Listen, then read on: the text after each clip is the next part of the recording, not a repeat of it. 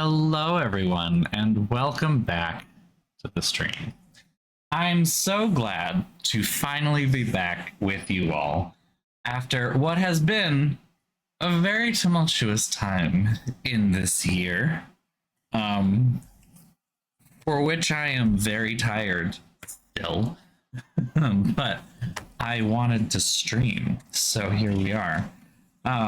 Tuesday, I don't have any excuse for that. I was at a drag show. It was fucking great. It was an amazing show. And anyone in the Boston area needs to go see Full Spin when it comes back next year. Well, in the fall. Sorry. Brain academic year for me is the year. So next year is September, which I know is not how anyone else works and operates, but that's how I do it. Where's my pen? Oh, there it is. So very, very good show. Excellent fun time. Amazing. Loved it. But yeah, last week and the week before was just me doing a ton of crisis management stuff, and I was just so drained that I could not stream. I needed to completely close rings.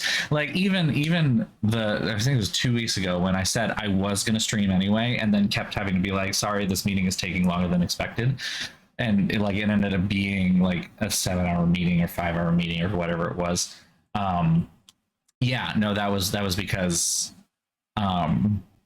those meetings happened all week long, and then while I got a little bit of a break over the weekend, then it was back into the fray the next week, and I was I'm still just I can't do it. So I thank you for your patience, because what's most frustrating to me throughout this process, specifically in the streaming realm, is that I hadn't finished the game yet.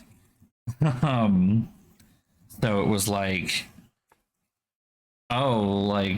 I need time off. It's going to be at least this whole week, probably. I just need to take it off. And it's well, if I had finished the game, then it would be fine. But no, I hadn't finished the game yet. And so I was sitting there being oh shit. I have this unfinished thing hanging over me, and I just want it done and over with so we can move on with our lives.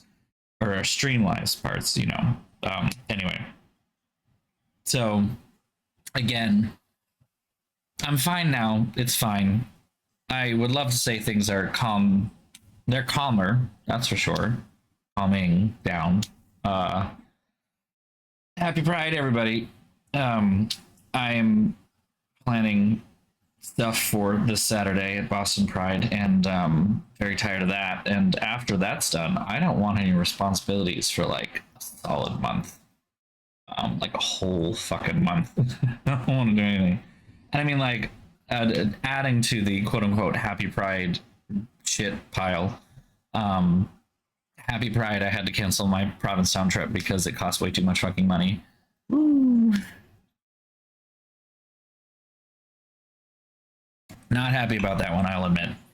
But I'm also very much sure that was the correct option. I don't know if any of you follow me on Twitter, but basically, my family vacations right out by Provincetown almost the same time every single year. Well, it's not even almost. It is the same time every single year. And usually, my family's week out there coincides with what's called Bear Week. Those of you who don't know, Bear Week is kind of started in the late 80s, I think, out in Provincetown, and was meant to be kind of at the time at least, it was meant to be kind of an escape from the predominant gay party culture that was everywhere at the time. I mean, throughout the 80s, especially the late 80s, and definitely through the 90s and early thousands, if you ask someone to think of what a gay man looks like, that would be, a hairless, very effeminate twink, or a hairless, muscled hunk, or stuff like this, right? And it was very appearance oriented and very toxic in that way. Still is. That's what we at this point in the community call circuit gays. They are essentially and circuit, I won't get into that, but yeah, basically, Bear Week was meant to be a party week that was for people who didn't fit that description, especially men who were larger, heavier, and hairy bears. You know, people who didn't want to look like an effeminate twink or a like muscled hunk, because the amount of work that goes into maintaining that kind of body is intense and sometimes requires illegal substances and unhealthy behaviors. Often requires those things, actually.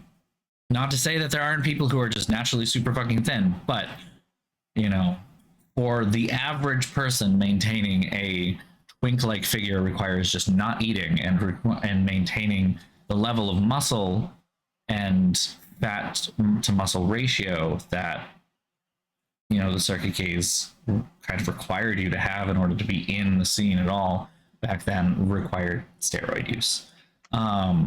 So Bear Week was meant to be an escape from that. Bear Week in Provincetown is the biggest week event during the Provincetown season. It is when the businesses there make the most money out of the entire summer.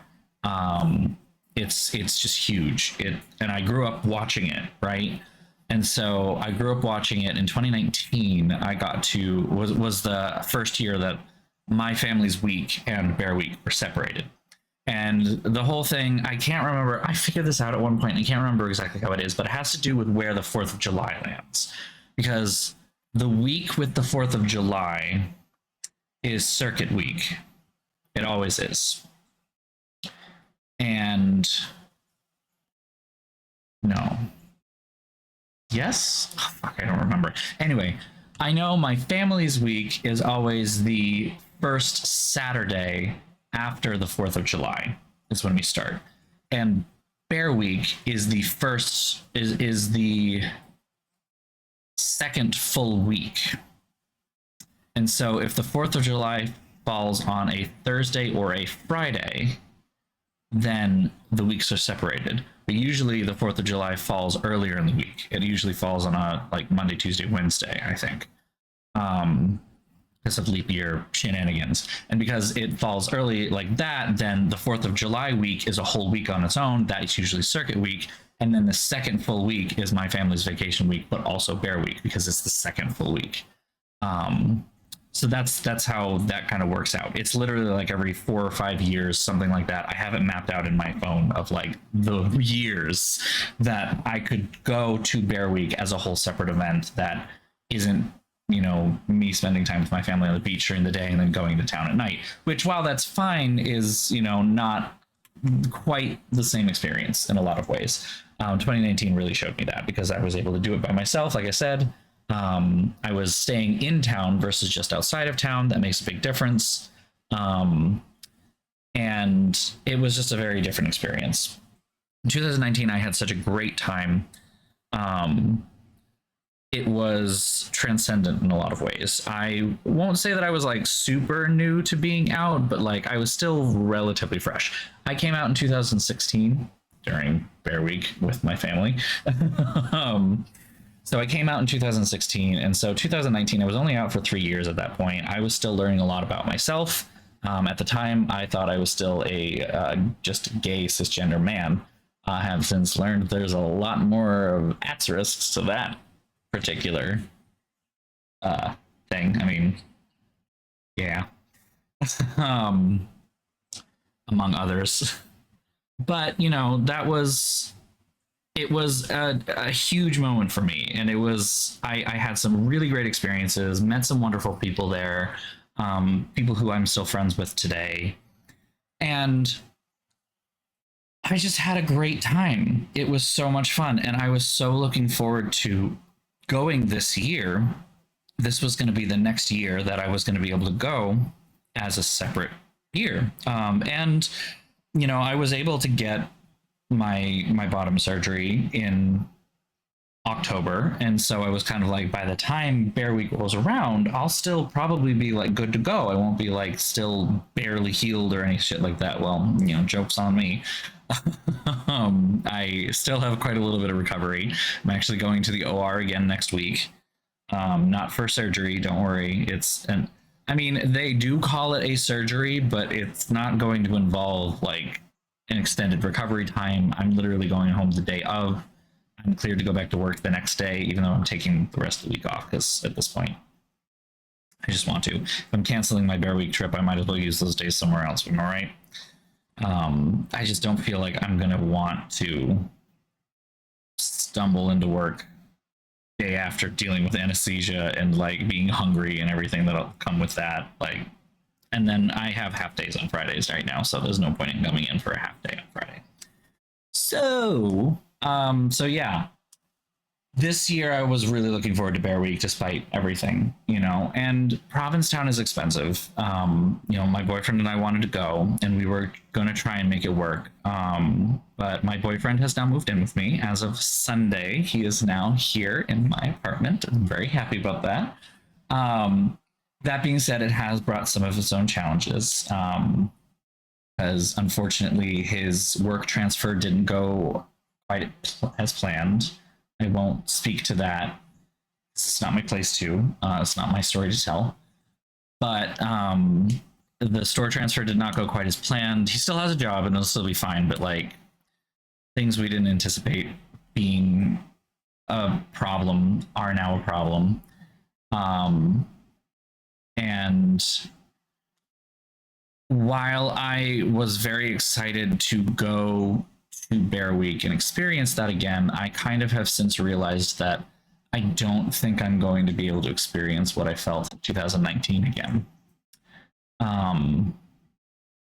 Because in 2019, like I said, I was still relatively fresh out. Like I was only out for 3 years and I still was learning a lot about myself at the time. Not to say that I can't learn anything about myself now, but like I have kind of learned quite a bit. And, you know, last year, he and I went into town a couple of times during Bear Week, and you know, this is an adult stream. You have to be over 18 to start watching this shit anyway. So basically, we went to, there was one party in particular that we went to that really struck me and stuck with me, because at this point I've gotten to know enough people in the Boston area and you know, other communities that I'm in that are like kink and fetish focused, and I've seen what they can do and what they do. And there was this party in Provincetown last year called the Vault at Paramount, and the Vault, Paramount and the Vault are both clubs in the Crown and Anchor complex. Paramount is their like main big club upstairs. The Vault is actually a historic leather bar, and this is like seedy, kinky, kind of gross, like deep lore, backroom sex kind of leather bar, right? And so the idea being, if it's called the Vault at Paramount, they are making this a fetish party. This is a kink party. You were supposed to come wearing gear. And because it's the main club, I expected it would be toned down a little, but like I was still expecting gear. And, you know, I don't have a lot myself. You know, I like the people who are involved. I haven't really found a niche there yet or anything. So I wore a harness that I have. It's a custom harness that's more interesting than your basic bulldog that like goes over here and then like right across here, and that's basically it. It's more interesting than that by far.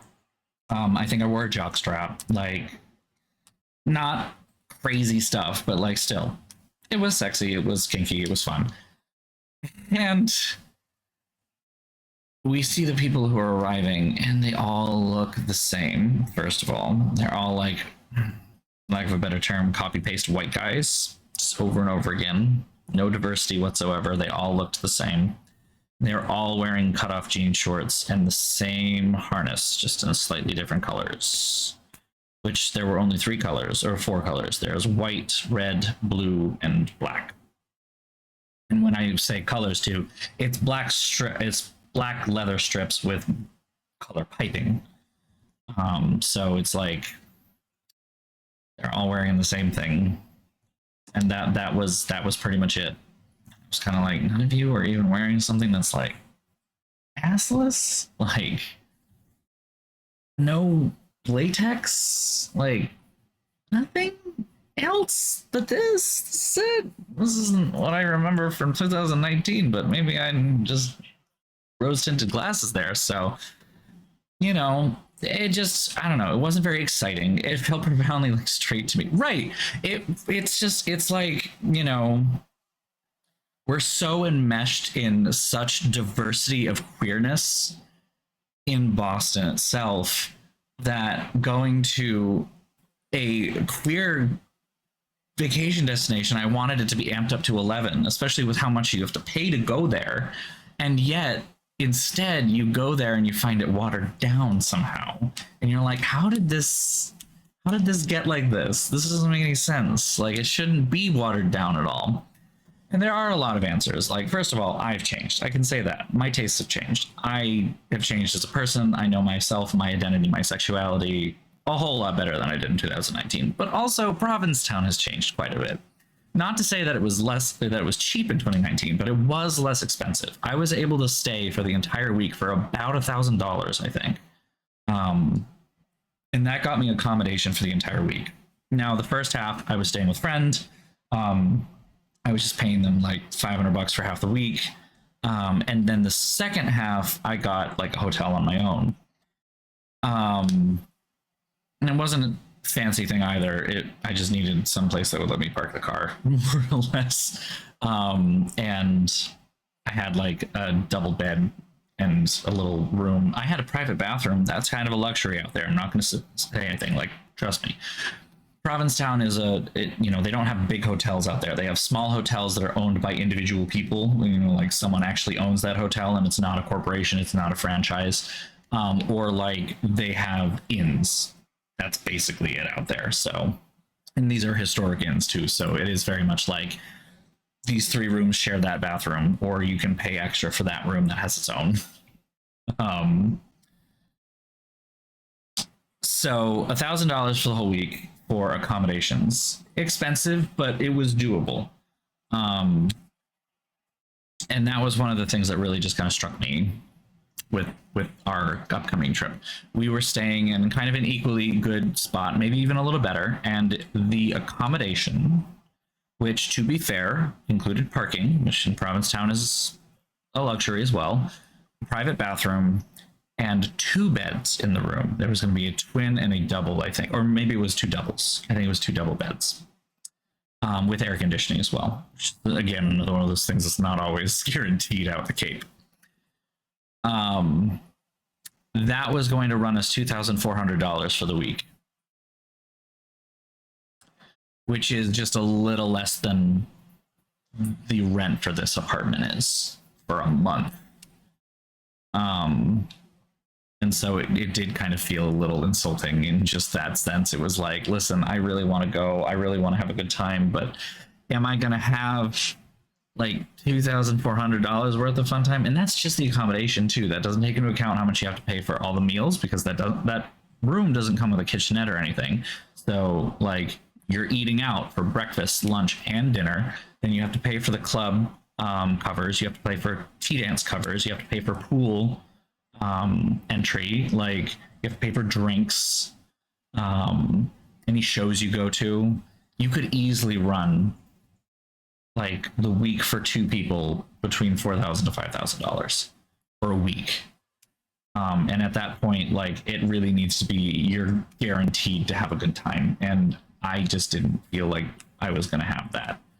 My boyfriend agreed with me, and we kind of decided to set it aside. So I feel kind of shitty about it, but whatever, it's fine. Happy Pride.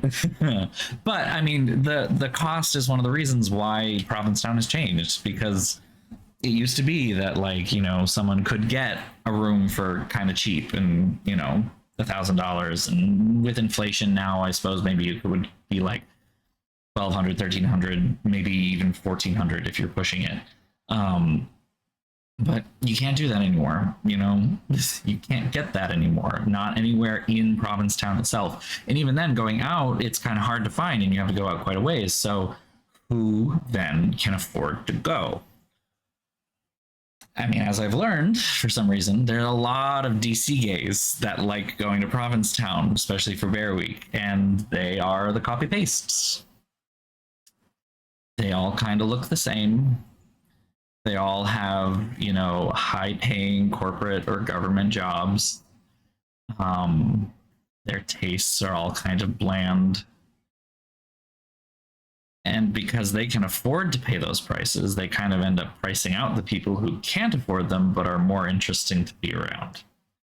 And that's not to say that there aren't some that are interesting. I know some people who are in the DC area that are very fun and interesting and have high paying corporate or government jobs, but at the same time, like, yeah, that's kind of who can pay are the ones that aren't interesting. Sorry. You're all wonderful, but get much more interesting people here in Boston itself. So we're not going to Bear Week.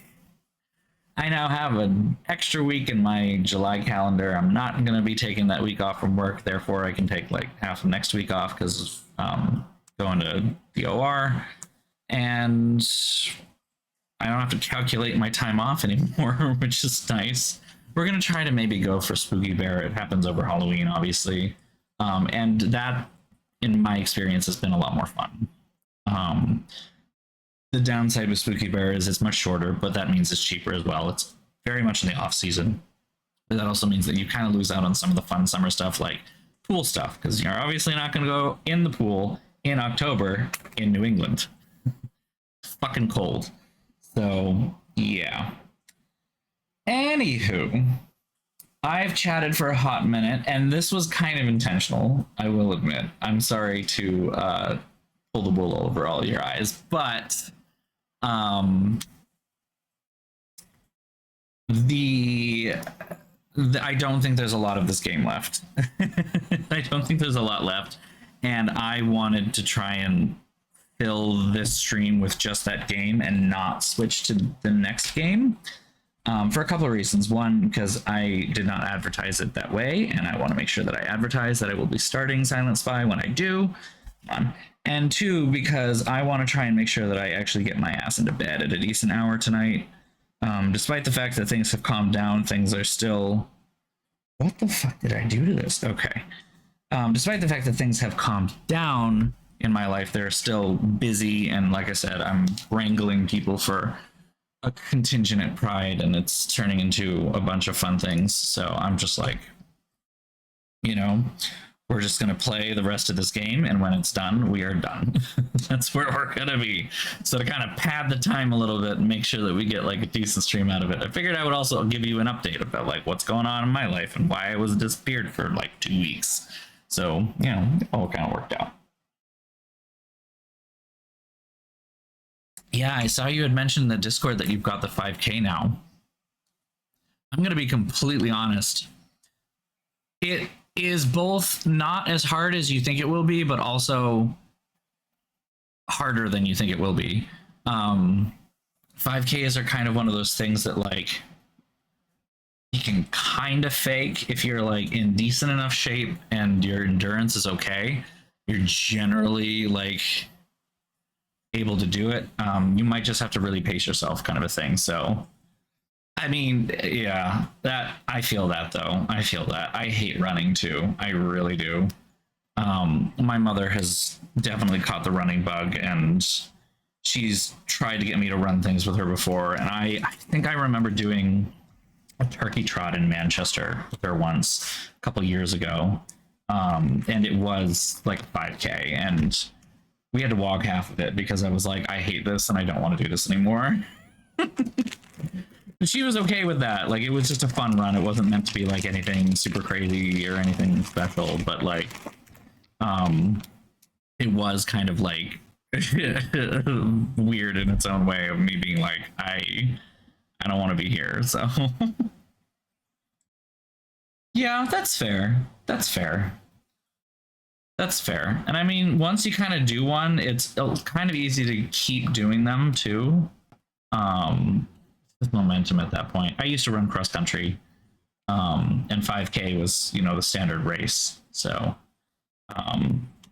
Now, obviously, that was like running race. You're supposed to be getting good placement, so you're supposed to train and be faster and everything like that. So it meant that I would, like, for training, it would be like daily runs, and I think we trained everywhere between like 9-10 miles all the way up to like 15 miles. Not that long, but I don't know. It was a lot. It was a lot. I don't miss it at all. I much prefer what I do now. Dare to play. Because now I lift weights at the gym and get these things looking, like they're not twigs. And then I bike to work every day. It makes my ass look amazing. So, just saying. The biking is turning into a whole thing, though, because I have to dodge so much shit. Oh, right.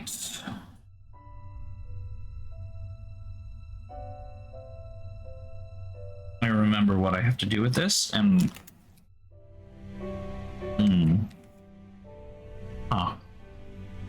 Okay. Brain is immediately short-circuiting.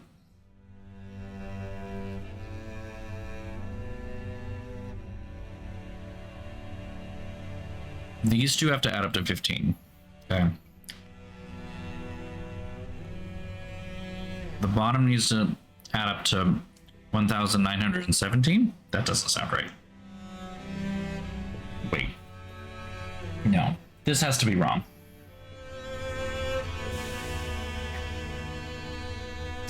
Let me look up a hint. Puzzles.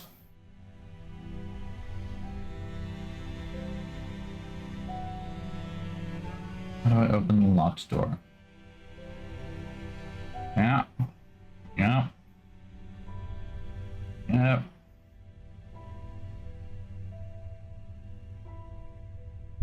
Okay. Master puzzle is more complicated. Naturally, Charlotte's journal says the top and bottom edges are equal to the day of his death. The day of dedication equal to either side. The day of his death. Day of dedication. Top and bottom need to add up to 25. The sides need to add up to 15. Okay, I was wrong. So...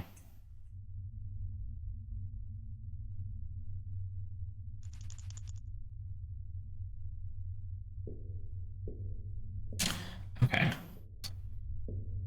Top and bottom this way need to be 25. 15s are kind of easier to do.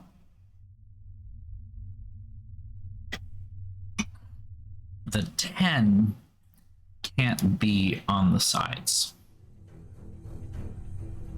because there's no way to get 15 with 3 things and 10. Oh no, I guess you could do like 10, 2, and 3. Fine. I don't know what's wrong with this bag. This bag of sour sketty is weird. I don't like it. It's like all the gummy bits like turned into tiny little things. I don't know what happened to it. It's like they shattered somehow. I can't take out like a string because there are no strings anymore. They're all bits. Okay.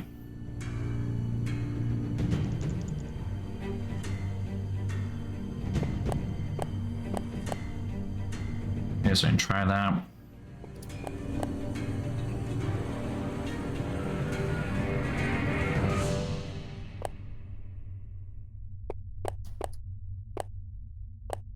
Those add up to that. Sure, fine.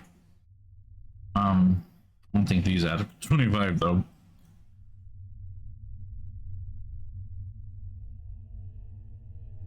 That's 10, 15, 17. That's 15, 18, 19. Okay.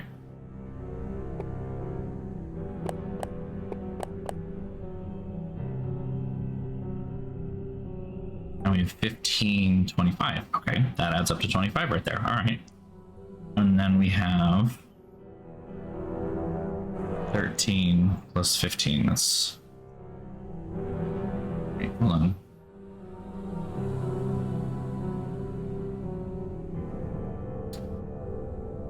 $15, 24, 27. And I need to lose 2?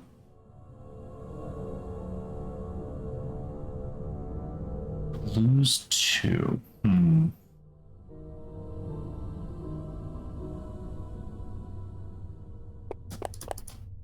With that, I'm at 18, 26.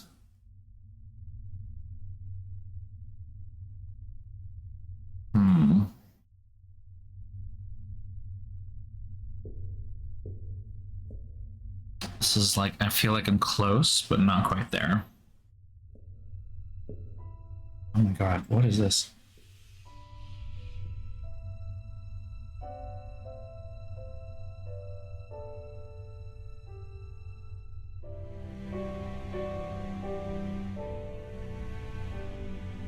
Hold on a sec. What are these? All right.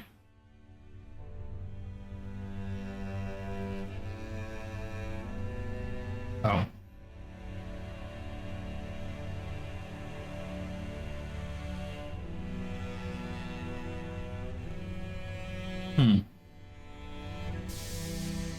Sorry, I got a weird email.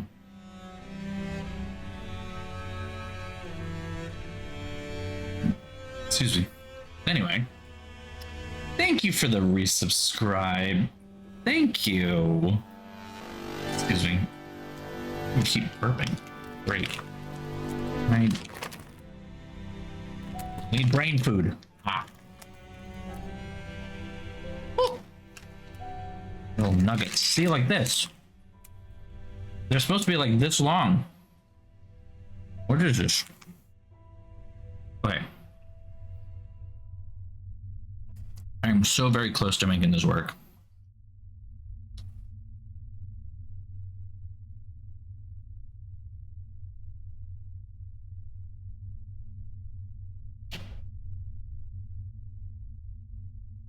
What if I'm... Oh, thank you for the resub, Elliot. Thank you. Thank you. Oop. And now we've got a hype train going. Train. Boop, boop. Did they lower the threshold for that now? They must have. Because before it was like you have to do like 3 things to get a level 1, and now we've got level 1. Like, bam. Cool. No? Oh. I just did.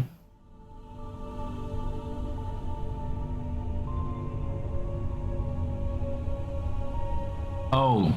Complete level 1. With a combined contribution of 4 tier 1 subs or 1,600 bits. I see. Okay. So we've enabled the possibility of a level 1 hype train. And they actually raised the difficulty of doing it. So it used to be like you could do 3 subs and bam, that's it. But now I guess it's 4. Ah. Which is weird because it says 62%. I don't know what's up with that. Oh well. Alright. What do we got here though? What do we got here? Yeah. I move these. This is still 15. It's now 14, so we do have to contend with that. But now we have 25 and 25. So now I'm short 1 over on this side. Damn.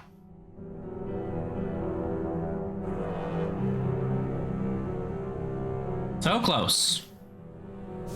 Not quite.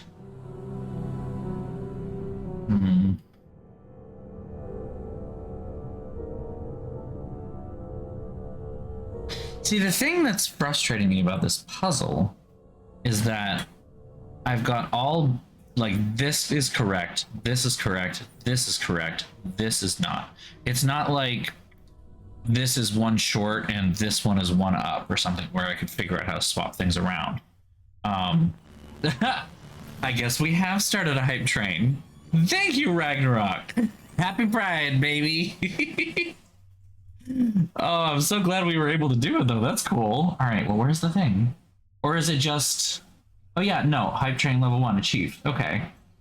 The notification on my screen is really bugged out. I don't know what's going on with it. It's very weird. What if I just refresh? I don't know what's going on. Like, it's just showing a blank bar. Oh, there we go. Wait. All-time record shattered. Nice. Okay, that's cool. Woo! I do have some ideas for some more voice emotes. I found, when I moved everything, I found the sticky notes that I had put together that have some of the quotes on them. So I have to go back and figure out which games those go to and like get them all, because some of them are great. Like I know this one is from Creature of Copper Cave, though. It's like, stage a bit. Oh, it's you. Hotchkiss to Earth. Come in, Earth. And the problem is I didn't write down all the ones in the last couple of games, so I have to like either think of it or find like a list of like iconic dumb things that people have said, memes that we can make, stuff like that. Hardcore. Oy.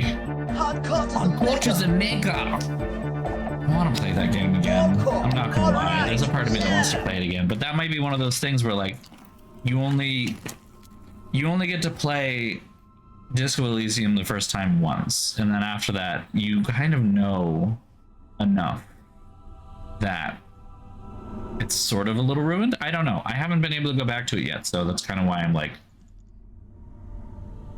approaching it with trepidation, but still wanting to play it. I guess is the best way I'll put it. Whoa!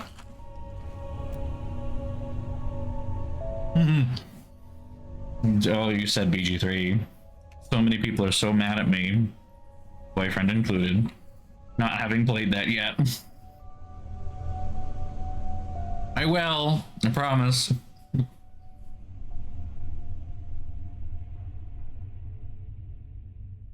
How the fuck do I fix this?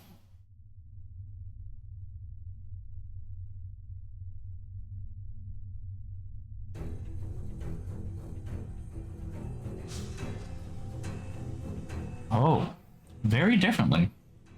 Okay.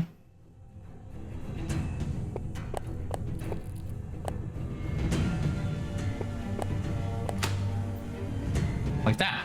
Okay. Oh shit. Yes? You're safe.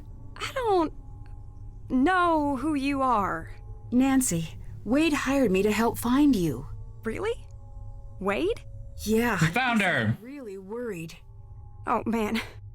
My family's just a hot mess. What is wrong with us? Yeah, great question. You can't tell anyone you've seen me. No one. So you did run Okay. away. No, I can't say what happened, and you can't either. I can't agree to that. I came here to find you. Good for you, but I came down here not to be found. Tell me what's happening or I'll tell Threaten you. everyone I found you. I'm not a bad person. I'm really not, you know? You could have helped. Fire's so red. What are you doing? This is your fault. Night so black. Dear sweet Charlotte, please come back. Oh. What the fuck?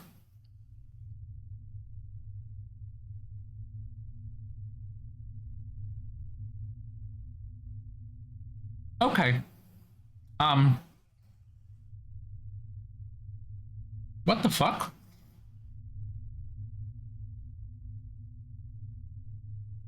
I'm still a little confused about this one. I'm not gonna lie. Huh. Good for you, but I came down here not to be found. Let me help you. Fine. You haven't left me much of a choice. Apparently. That actually matters. In the tunnels because you and Harper are working together? Why? I didn't come here intending anything more than a good scare. Harper found out I was coming and snuck up on me. She almost died. I had to give her a paper bag for the breathing to calm her down. I still love you, Harper. Shouldn't be proud of that. Oh, grow up. You didn't die. I've been told my whole life that Harper was crazy. What a coincidence. Me too. Ignore her. Fucking love her. Come here. I love her. Don't make friends. Look, she's not as nuts as she seems. That, as they say, is debatable, my dear lamb. Stop it! She needs to know. Leave if you don't want to listen, but it needs to be said. I'm sorry, Jessalyn. I'll go. The night come on. of the fire, Harper Let her was there. stay. My whole life, my mother's kept me away from Harper. Said it was for my own good. I came here looking for Charlotte's ghost, but instead Harper found me. She told me that my mother was responsible for Charlotte's death, and I stayed to listen. I didn't laugh. I didn't run away. I stayed and listened to every word. Because she's so cold. And I believe that it might be true. I don't know if I'm going crazy or if I'm already there, but I have to know. Please, I need your help. What can I do to help? We've been doing this Harper's way, but we're running out of time. I need you to get the necklace from my mother's briefcase. I'll get Harper to distract her. Why? What's so special about it? Charlotte told Harper to open the locket if anything ever happened to her. But if we don't open it the right way, it'll destroy what's inside. Here, this will help you open the briefcase. Oh, in here I thought it was gonna be like crowbar, but all right. Well, that's My mother knows okay. about the locket. I'll have to look all that stuff up. Lets the necklace out of her sight. You need to find a way to get it. Do you know that Colton is here? I don't have time for that right now. Please go find the necklace and bring it to me. Sorry to bring it up, but were you aware that Colton's seeing someone else? I'm not all that surprised, to be perfectly honest. You're not? No, the whole thing was mainly my mother's idea. Do you think seeing the fire is what made Harper... Imagine carrying a secret that big for so long, and not having anyone listen. For someone who didn't have time for this, you have a lot of time to listen to me right now. I could explain. I've been asking myself the same thing. My mother had us convinced that Harper was dangerous. I think my mother's been putting this whole family under her thumb, me included, to keep us from finding whatever it was Charlotte was about to do. Do you know about Okay. Lexi? Colton and I were never in love. We were in a mess. He loved Lexi, and I hope he goes back to her. See you later. I hope he goes back to him, you mean? Because Colton is wicked fucking gay. Still have to do that. Like, wicked gay. Come on. Like, honey, you have eyes? Like, Speak. You were working with Jessalyn this whole time. I don't know. Go ask her yourself. right, well, a lot of fun to talk to.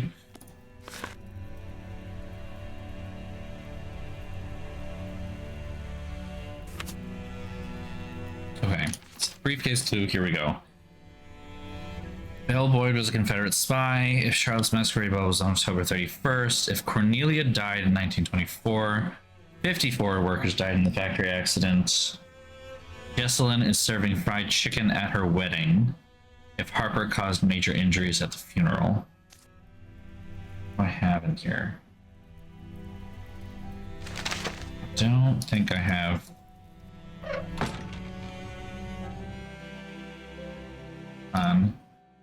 Isn't there like a plaque over here? No, it's not in here, I don't think.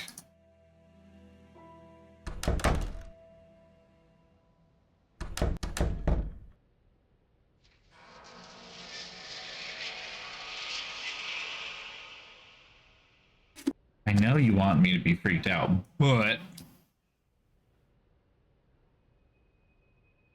Okay, this is about the... Oh, okay. So if who is a spy? If Belle Boyd was a Confederate spy. In attention to the Confederacy early in the war, when she shot and killed a Union soldier to threaten her mother. After beguiling the Confederacy, she was in fact a Confederate spy. Okay. So Belle Boyd was a Confederate spy. We turn on 3 and 5. Here's 3. Here's 5. Okay. Charlotte's Masquerade, which I think Charlotte's room has an invitation. 30th of October. So it was not on the 31st, it was on the 30th, so if not, turn on 2.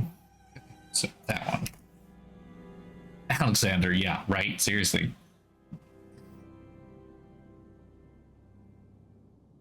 54 workers died in the factory accident. We're gonna have to go to the cemetery to find that one out.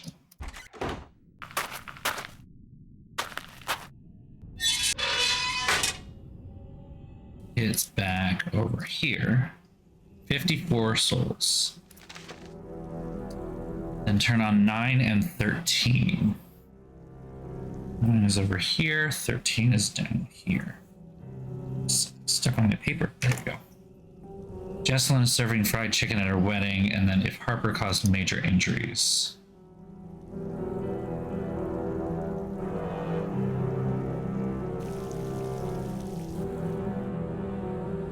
Fried chicken and major injuries. Major injuries would be... Wait. There's a newspaper clipping in the crypt, isn't there? For some reason.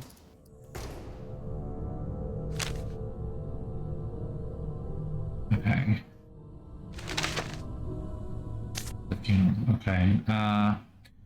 Were agitated during the sermons, causing thousands of dollars in damage and a few minor injuries. So no, it was not major injuries.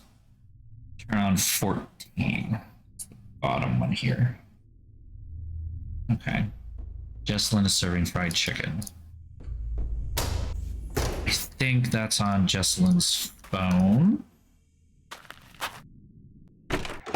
Should still be back here. In texts.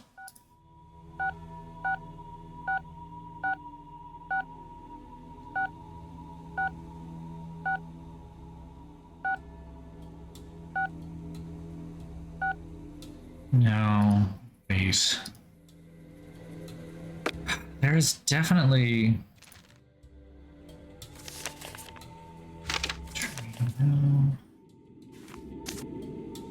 Pop note.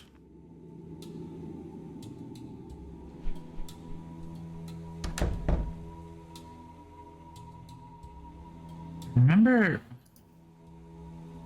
seeing something. Where is it though?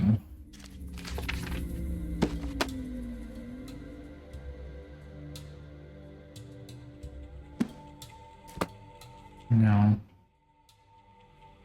There was definitely some kind of piece of paper that had like plans on it for the wedding.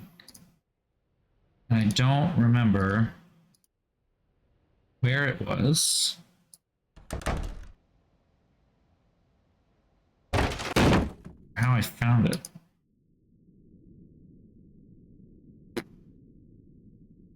I can't remember.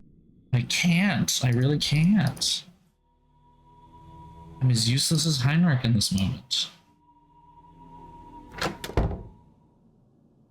I think it's in here, though.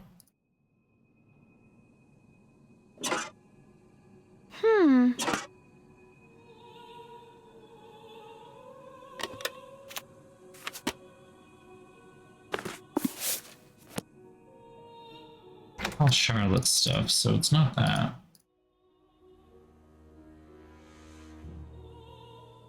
Be in the basement, maybe? Wait. There we go. Okay, here we are.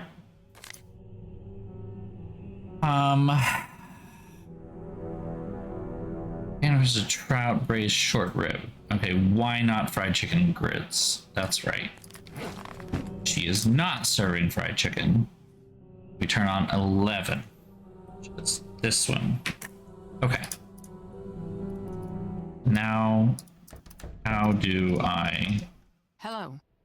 Are you okay? You look a little pale. It's getting a little hard to breathe in here. I'd better get going. Bye. Can't do that right now. Yeah, I know. Why not, though? I thought you wanted me to get the necklace. And you were going to distract her. Hi. See you later. Goodbye. How precisely? That's a thing that happened. I mean, I have a locket. Is that this locket?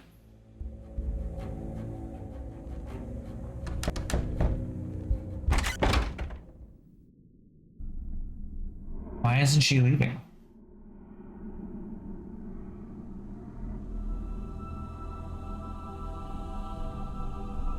Oh, you have to approach via the secret passage, apparently. News to me. Didn't realize that, but you know, we've got this one, so. What do you want from me? The coast is clear. Time to snoop. The snoopery! Locked. Yeah, open the fucking... Combination. Of course it's locked, darling. Fucking Nancy Drew, what do you expect?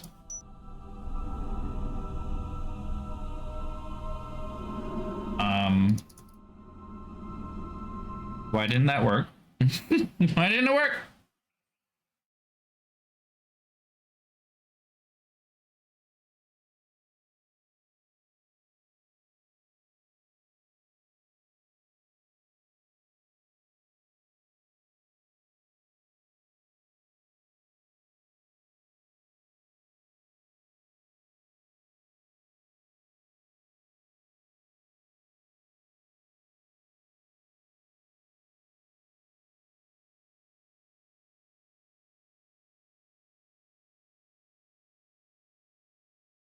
I missed one somehow.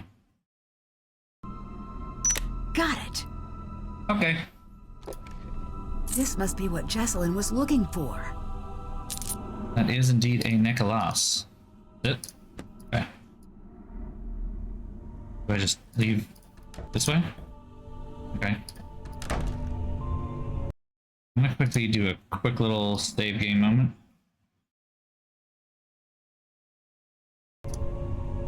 Never know. Hi. I found the necklace. Good. Wait, shoot. It's missing a front piece. I need you to find it as fast as you can. You mean this one? Here's the opening mechanism. This necklace was used by spies in the Civil War. If you open it without the missing piece, it shreds the message inside. I found the locket. Here. Have this. Alright, let's do this. I'm going to need your I'm help. going to need your help. This looks like it matches one of the notes I found. This one, in fact. Mom, 1867, and right.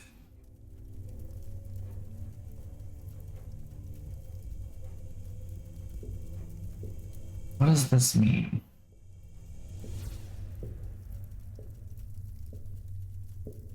Mom, 1867, and right.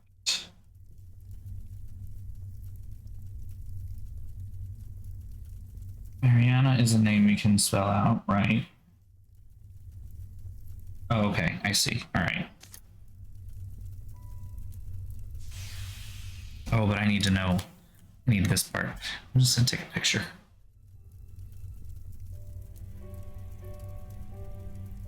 Okay. It's easier than copying it down.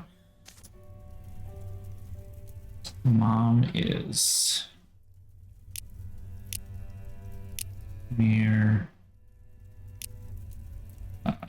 Oh shoot, no.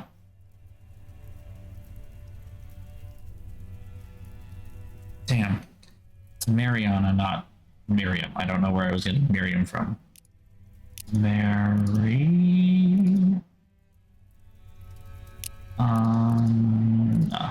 There we go. Okay, 1867 is Hiriam. Here. There we go. And right, Emmeline.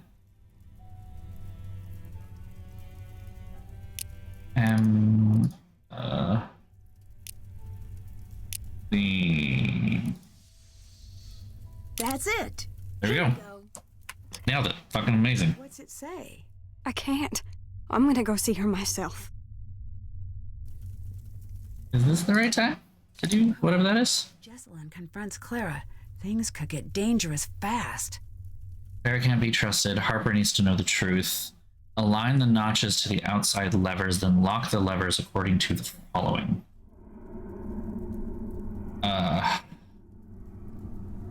That's something.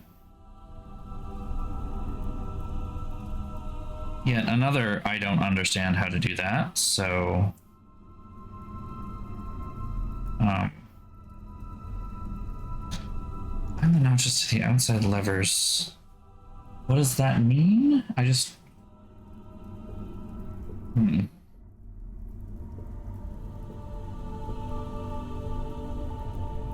Ah, okay.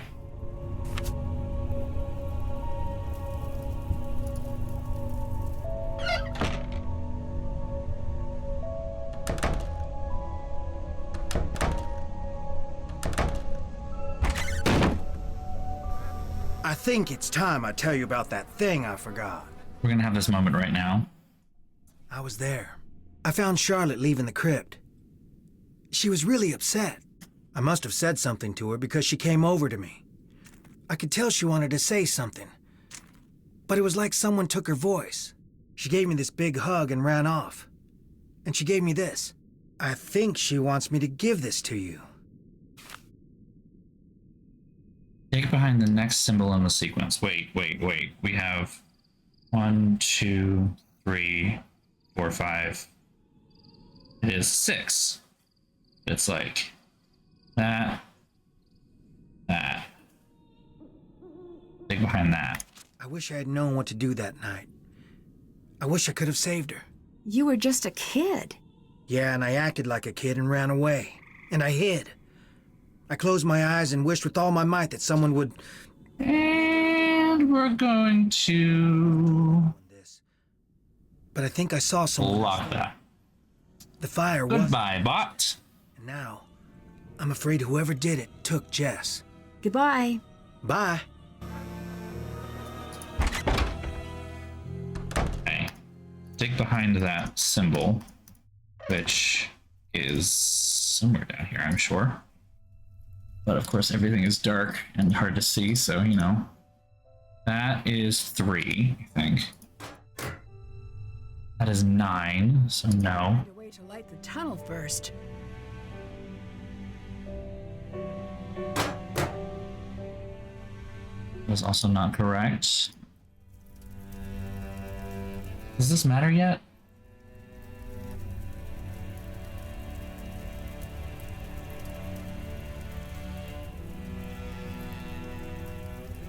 On.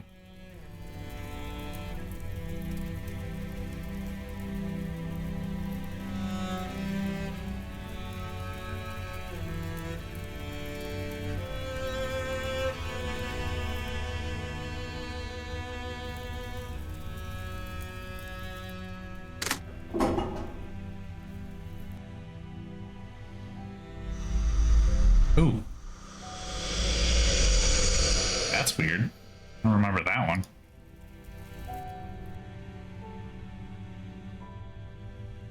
We open that. Okay.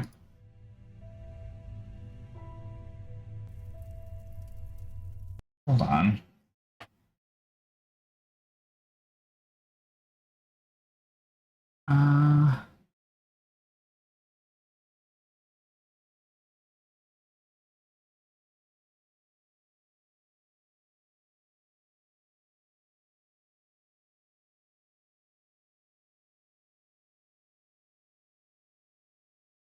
What do I do with this?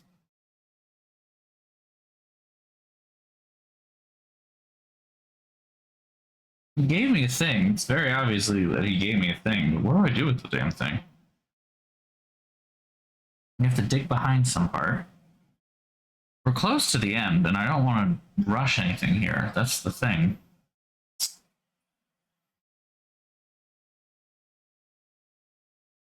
Okay, puzzles.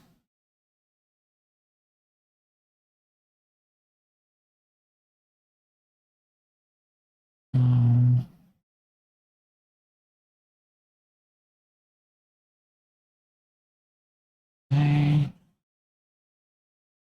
That.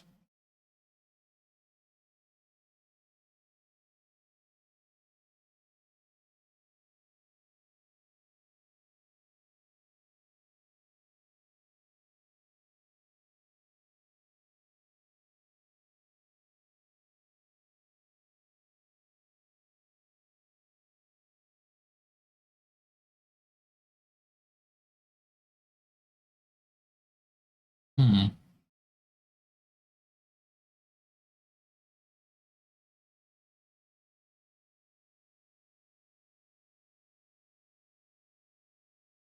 I don't understand.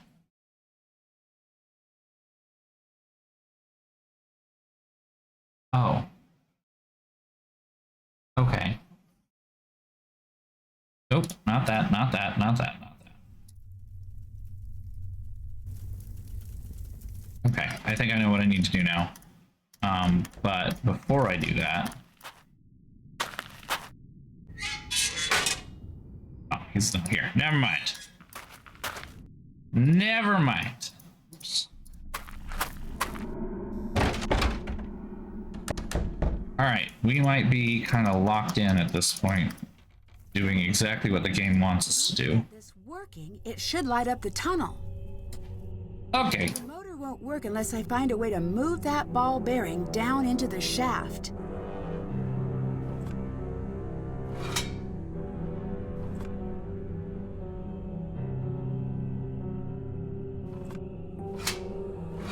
Okay, I see.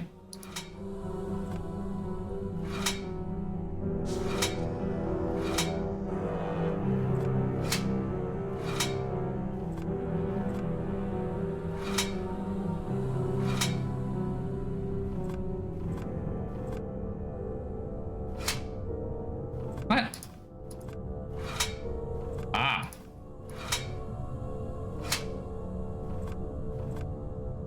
I use my, yeah, I can use my keyboard for this. Much easier.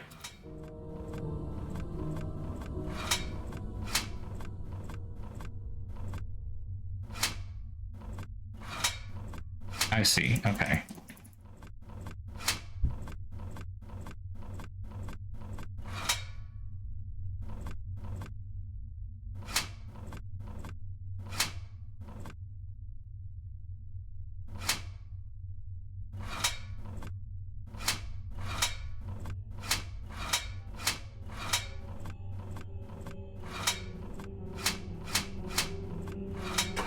There we go.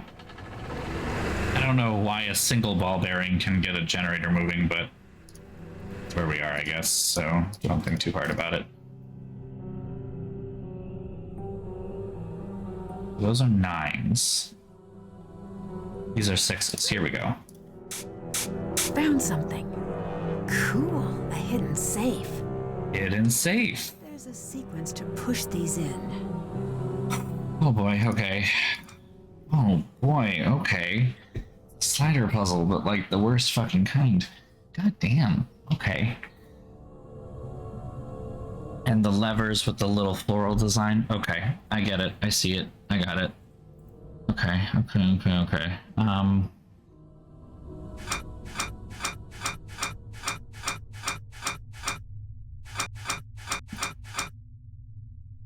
That's definitely there. That goes there.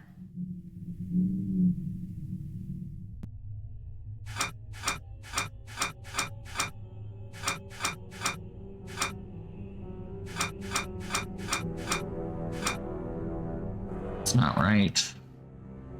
Ooh, this is gonna be rough. That's all I can say here. That is gonna be a real rough time. Oof, okay.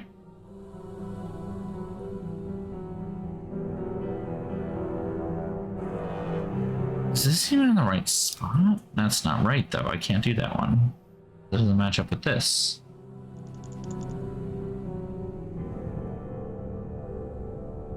Is there one that matches up with that at all?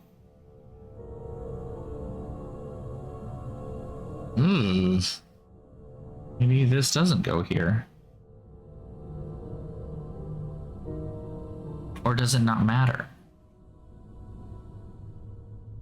Is it just that you have to match up the edges? Do you just have to match up the edges?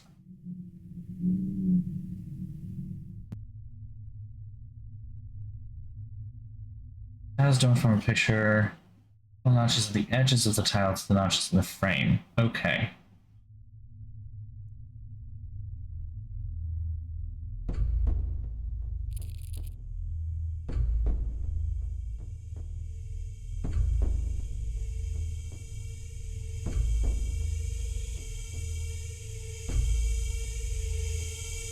Okay. I think just the edges matter. In which case, these three are now in the right spots. So that's fine. This one right here needs to go there. And this guy is there. Okay. This guy goes there. Yes. Okay, so now we've got all of these.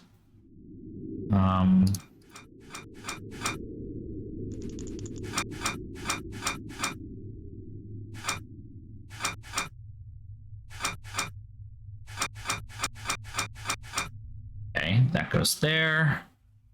Excellent, good, amazing, wonderful. We love it. That goes there. This guy goes all the way up here.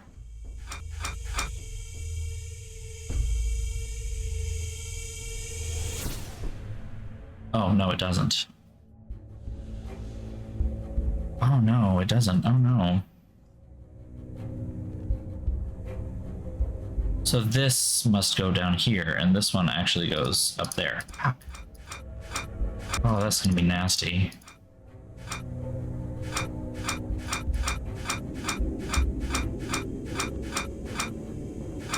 Trade those places slowly over time here.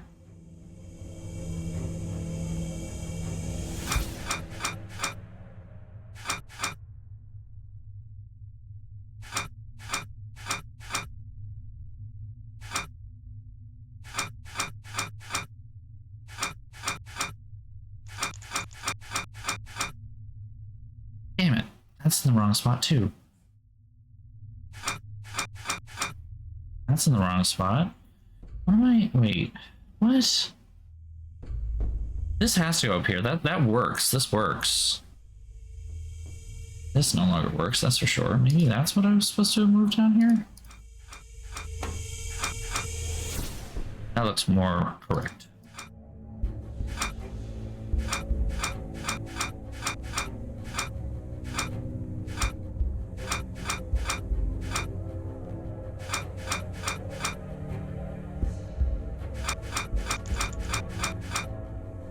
Okay. These are all correct. Now I need to get this guy back up there. Okay.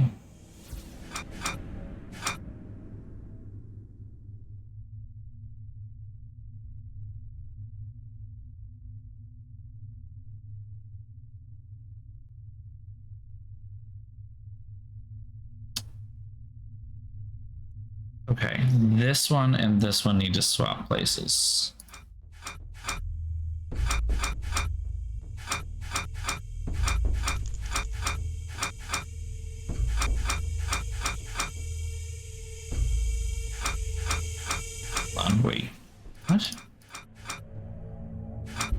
That goes there.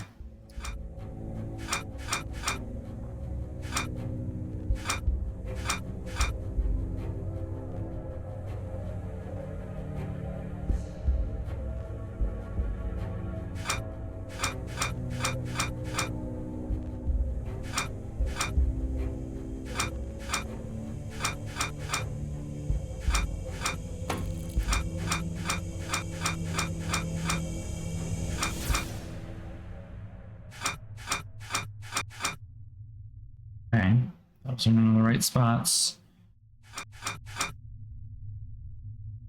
That's still wrong. Why is it still?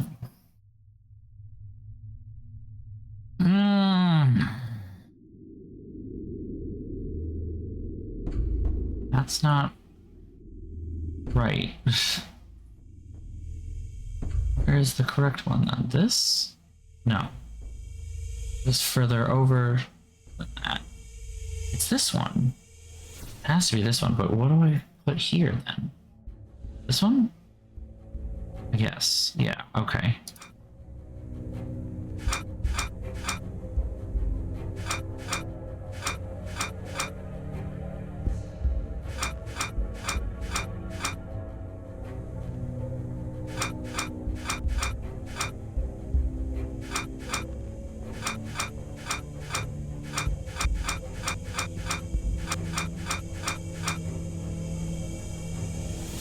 Oh shit, I messed that up a little bit.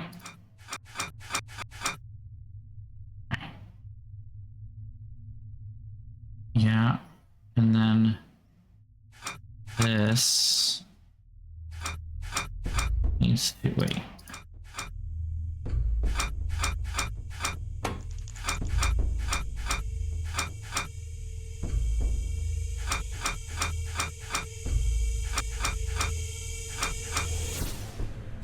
That needs to go second.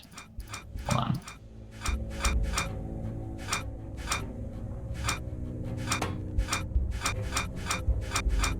I am not very good at slider puzzles. Have you ever realized that?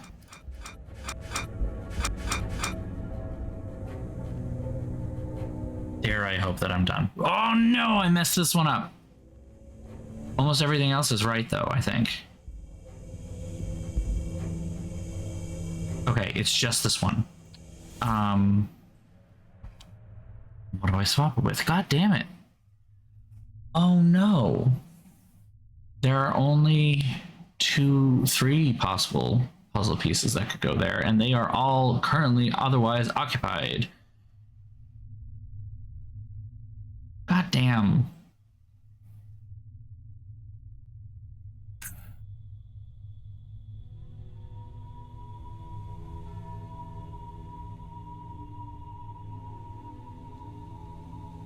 What am I missing?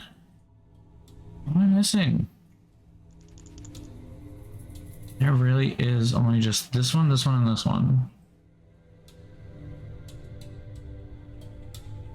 I don't think another one can fit here because of the corner.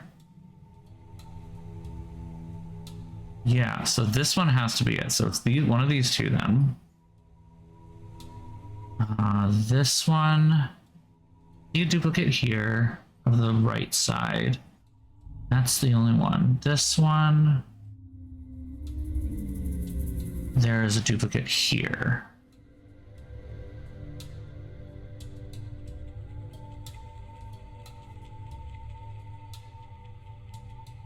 But there is no duplicate of this. We just went through all of that trouble. There is no duplicate of that. So this one is likely in the place it needs to be. And that leaves this one, which is this duplicate. I can swap with that one right here.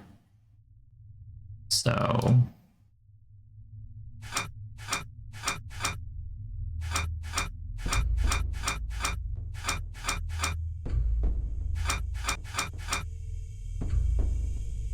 did I just wait? I just swapped it for the same thing.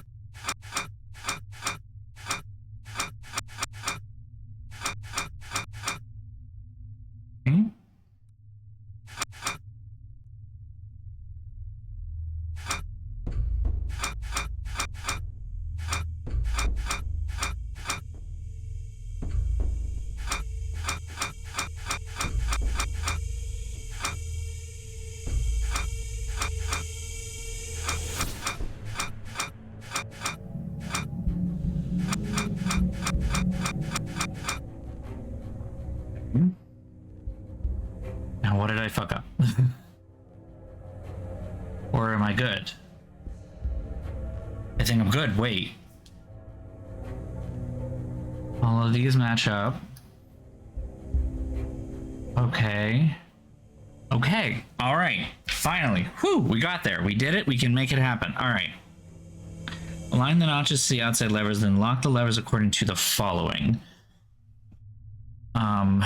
These two we have 1, 4, 5, 6, and 8. 1, 2, 9. All right, so 1, 4, 5, 6, and 8. Then the bottom one, because those are the easiest ones for me to like. We do 1, 2, 3, 5, 6. 1, 2, 3, 5, 6. Okay.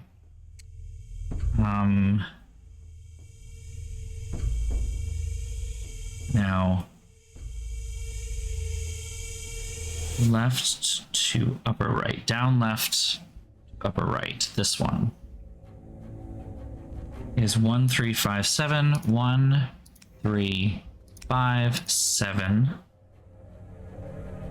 8, 9, 11. Okay. And then this to that. So we have to go this way. Oh, wait. I think it has to go in a clockwise pattern.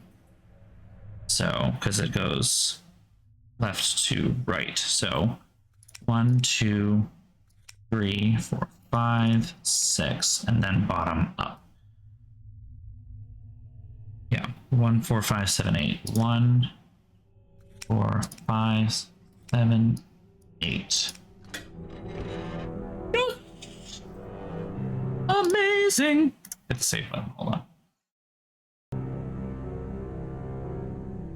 If this is what Clara was trying to keep hidden, I think she's the one who started the fire that night. All right, what do we got?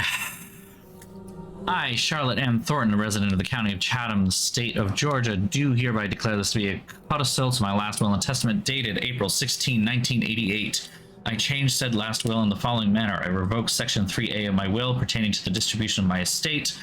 I give, devise, and bequeath to Clara Olivia Thornton, a resident of the county of Chatham, state of Georgia, 100% of my estate, property, and effects. In place of this revoked provision, I substitute the following. I give, devise, and bequeath to Harper Shelby Thornton, a resident of the county of Chatham, state of Georgia, 100% of my estate, property, and effects. In all other respects, I confirm my will dated April 16, 1988.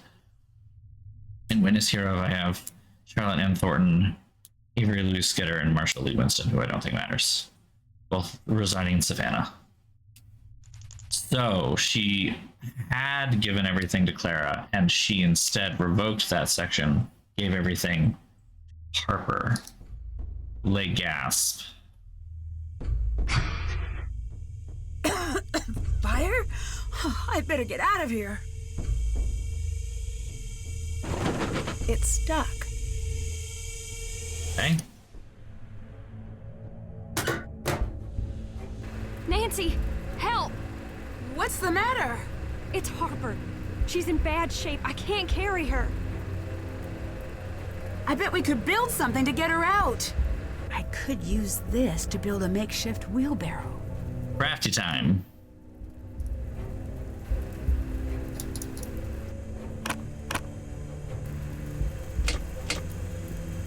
I need to recall that there is some kind of like time limit on this, and I don't remember what it is, and I is scared, so we're just gonna. Thanks, I'll get her out. Nancy, That works. my mother's upstairs. She's in the bedroom.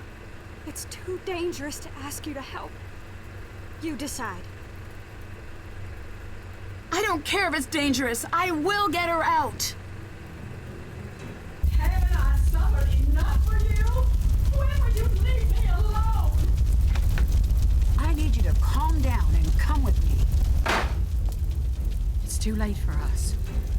She'll never let us leave. The time's been reset.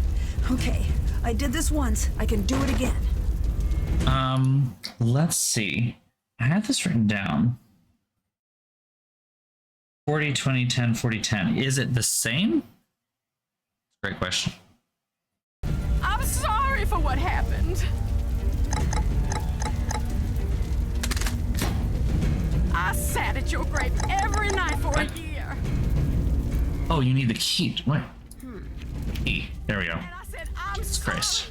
I didn't want you to die. You had so much, and I had nothing. And now you want my life. 40, You want me to rot in some prison. 20. Oh, other way. Well, I can't keep running from you, Charlotte. 10.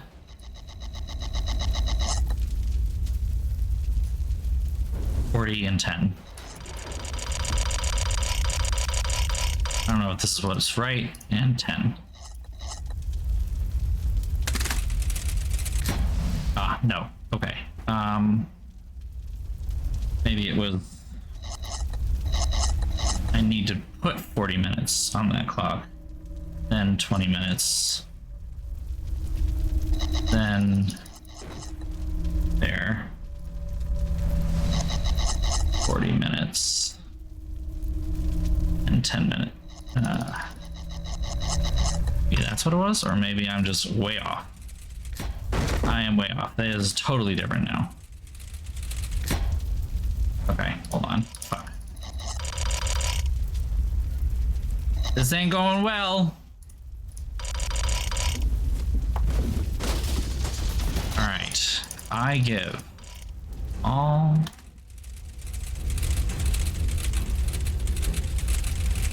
Oh, I'm an idiot. I'm a fucking idiot. Oh my god. I have to give it just an hour.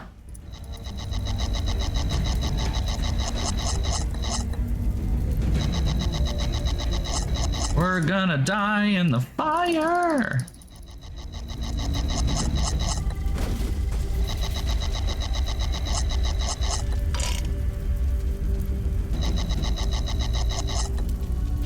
Okay. All right. So that one took a full hour, and in that hour, this moved 30 minutes. So that moved 30 minutes. This moved 20 minutes. This moved 35 minutes. And this moved 15 minutes. Okay, so if that is the case, then let's give it a quick moment. 15 minutes, 35 minutes, 20, 30, 60. So in order to get them all to hit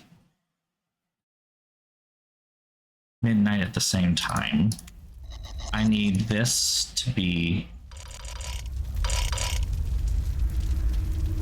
here. 15 minutes. I need 35 minutes. I need 20 minutes.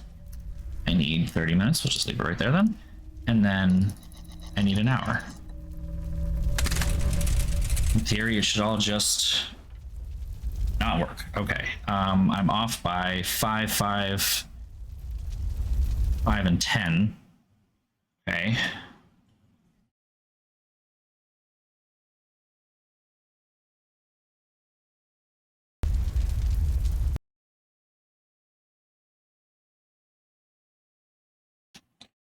So that was correct. This one, 5 minutes shorter, 35, so 30 minutes. 5 minutes shorter, so 10 minutes. And then 5 minutes shorter. That, I think, is the bad noise. 10 minutes shorter. God damn it, what the fuck? I'm doing this right. I just was nervous. Okay, okay, okay. Deep breaths. It's fine. It's okay.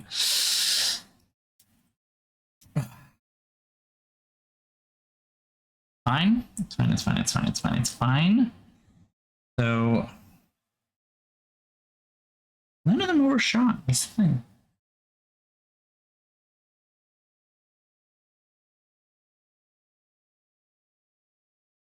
All right, I'm gonna actually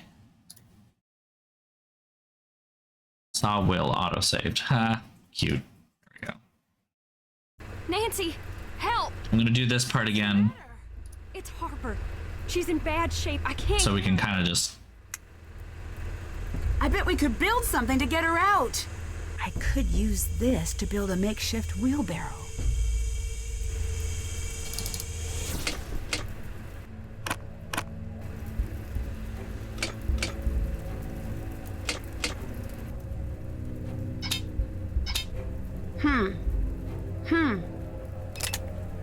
Thanks, I'll get her out.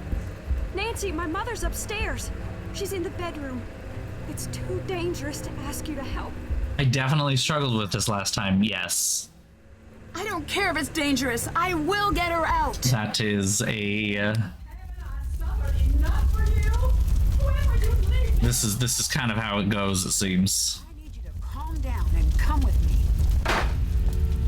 It's too late for us. She'll never let us leave. I need to focus on getting out of here. The time's been reset. Okay, I did this once. I can do it again. Okay, we are going to literally start from scratch. Just like before, we're gonna give it 1 hour. And figure out. I didn't want you to die. You had so much, and I had nothing. And now you want my life. You want me to rot in some prison. Okay, so again, in 60 minutes, we have 60, we have 30, we have 20, 35, and 15. Why doesn't that work then? If that's how it moved, then why did reverse engineering that not work? I'm so confused.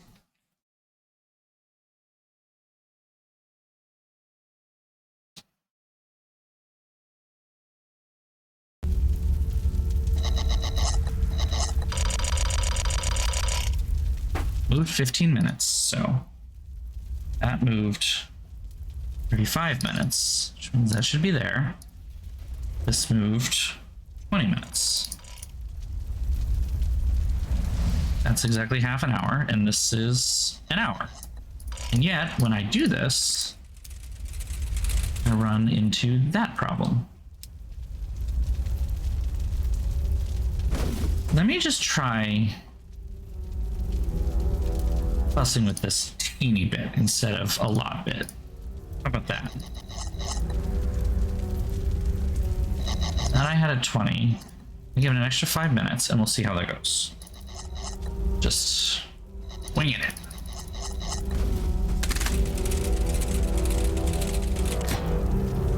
Close, but not quite. Now this one needs a teeny bit more time.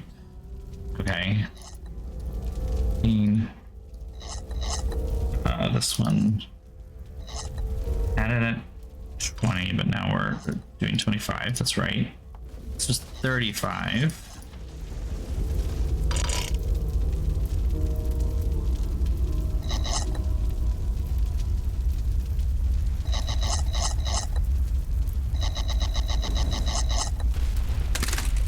Struggle bus here. Jesus. Way off. Way the fuck off. Okay. You need to get like 2 of them to land at the same time. Jesus.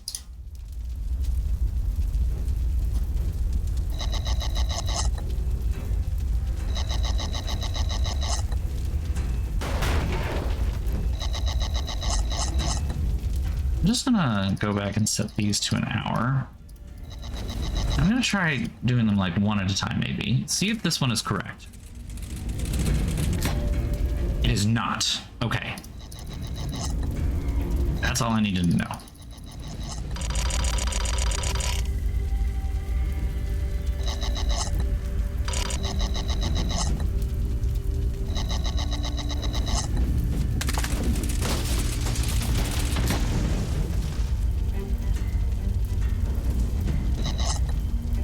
I'm not crazy. That just...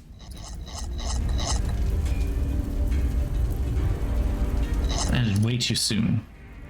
That's too long, that's too soon. Do I have to go... I hate this puzzle. I hate this puzzle so fucking much.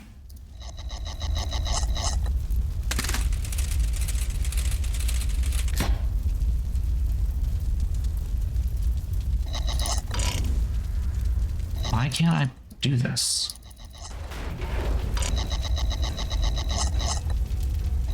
I'm going the wrong way?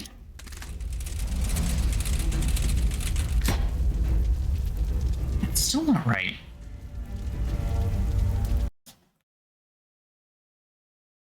I'm so confused. What the fuck am I supposed to do to fix this goddamn puzzle? Ah.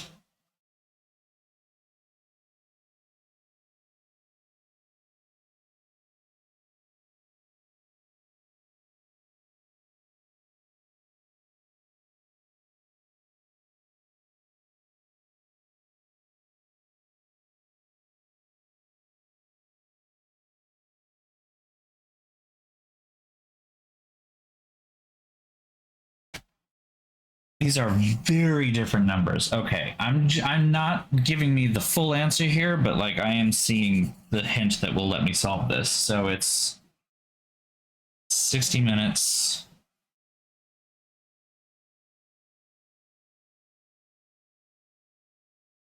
I guess 1,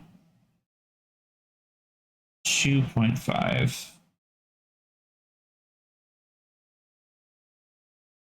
1.5, 2 and 4.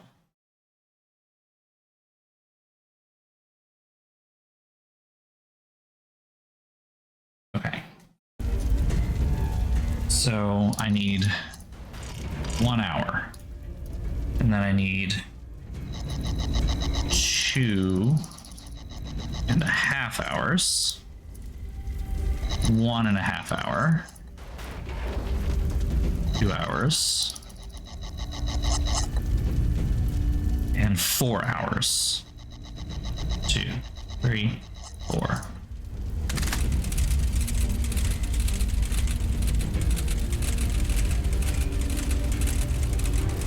Swear to God, if one of you ends early, I will throw something. Fuck yes. Alright, grab her and run. Getting you out of here. Just let me stay. I deserve it. You deserve the chance to pay for your mistakes. Now, come on. And she just very willingly walks out.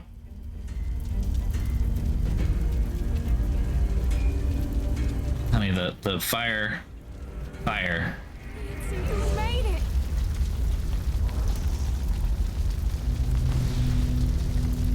Dear Ned, I was able to pull Clara out of the fire just in time. We rushed out the front door before the stairs collapsed. Imagine my relief when I saw that Jessalyn and Harper had made it out safely as well. Clara finally told Jessalyn the truth, and about how sure she was that she'd be pushed out of the family entirely when she discovered Charlotte had changed her will. How jealous and powerless she felt the night she lit the match, and how badly she wanted to scare Charlotte. How quickly the fire got out of control, and how heartbroken she was at Charlotte's death. She would have given anything to take that night back. Jessalyn later said that was the first time she saw the real Clara, who wasn't a cold-blooded killer, just a woman so dedicated to hiding from her past, she lost herself. The fire department traced the source of the blaze back to the faulty furnace in the basement, and insisted we all visit the hospital for exposure to toxic fumes. The doctor I saw explained that carbon monoxide from Harper's furnace may be the cause of some of the unexplained things I saw around the house. Apparently, many of the ghosts in Victorian-era fiction may have been inspired by the effects of exposure to carbon monoxide from faulty heaters.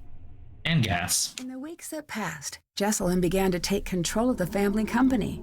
She's offered Wade a position on the board and tasked him with keeping an eye on the day-to-day operations of the company's labor force. I imagine he'll take her up on the offer once he's back from a trip to visit a certain former ghost hunter.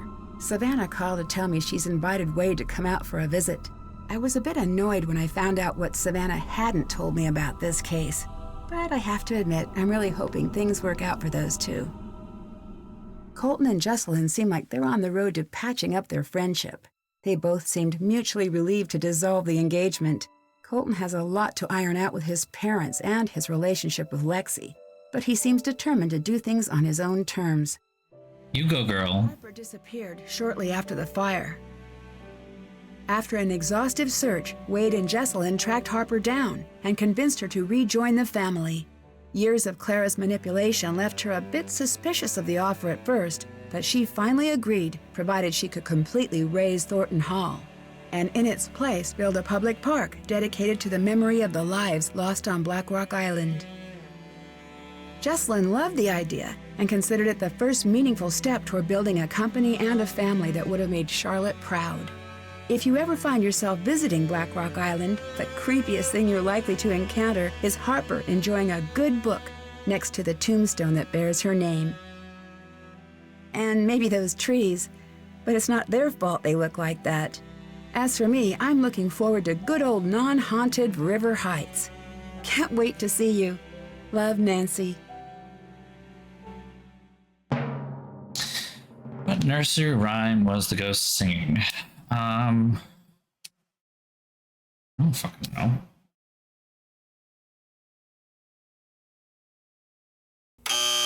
Womp womp.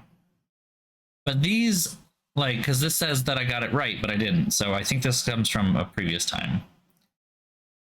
So these are from another save, not necessarily this one. Anyway. Next. Teaser time.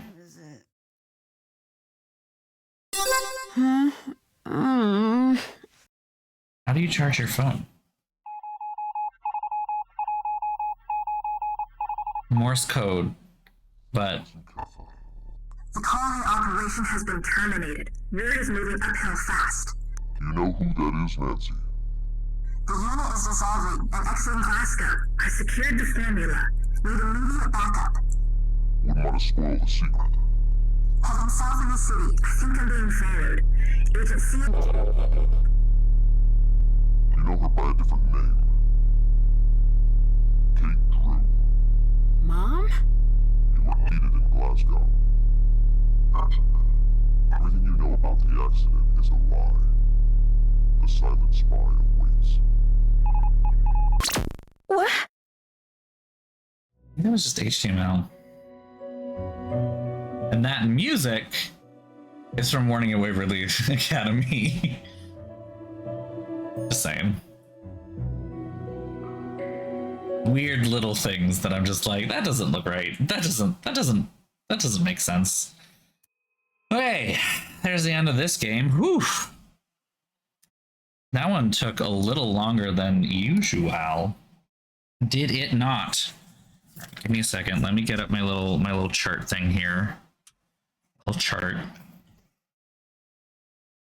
Tier maker.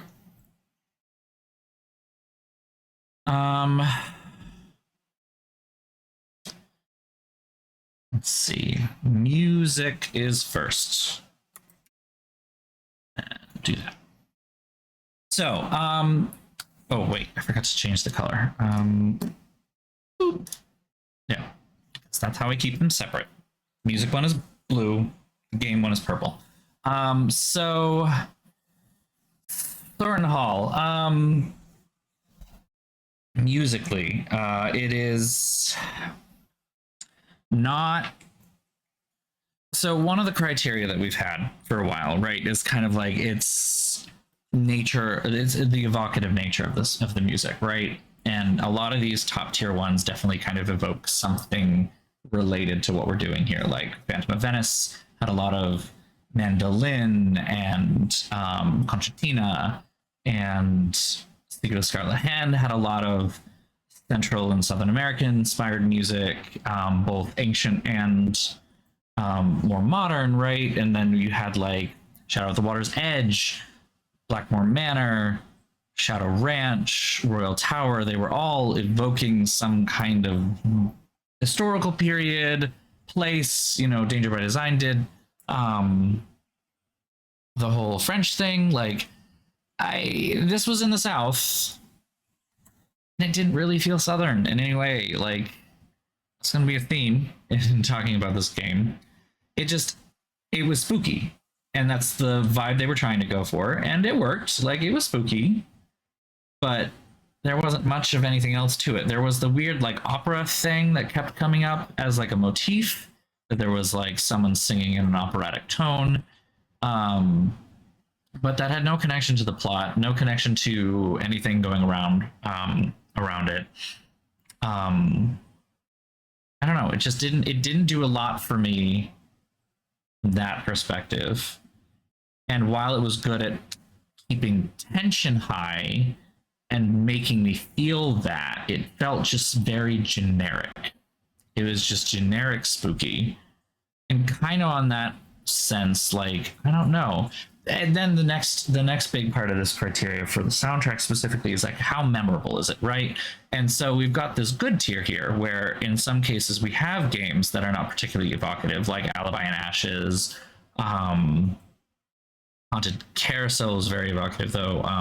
Crystal Skull was kind of a little bit in that mode. Like, I don't know.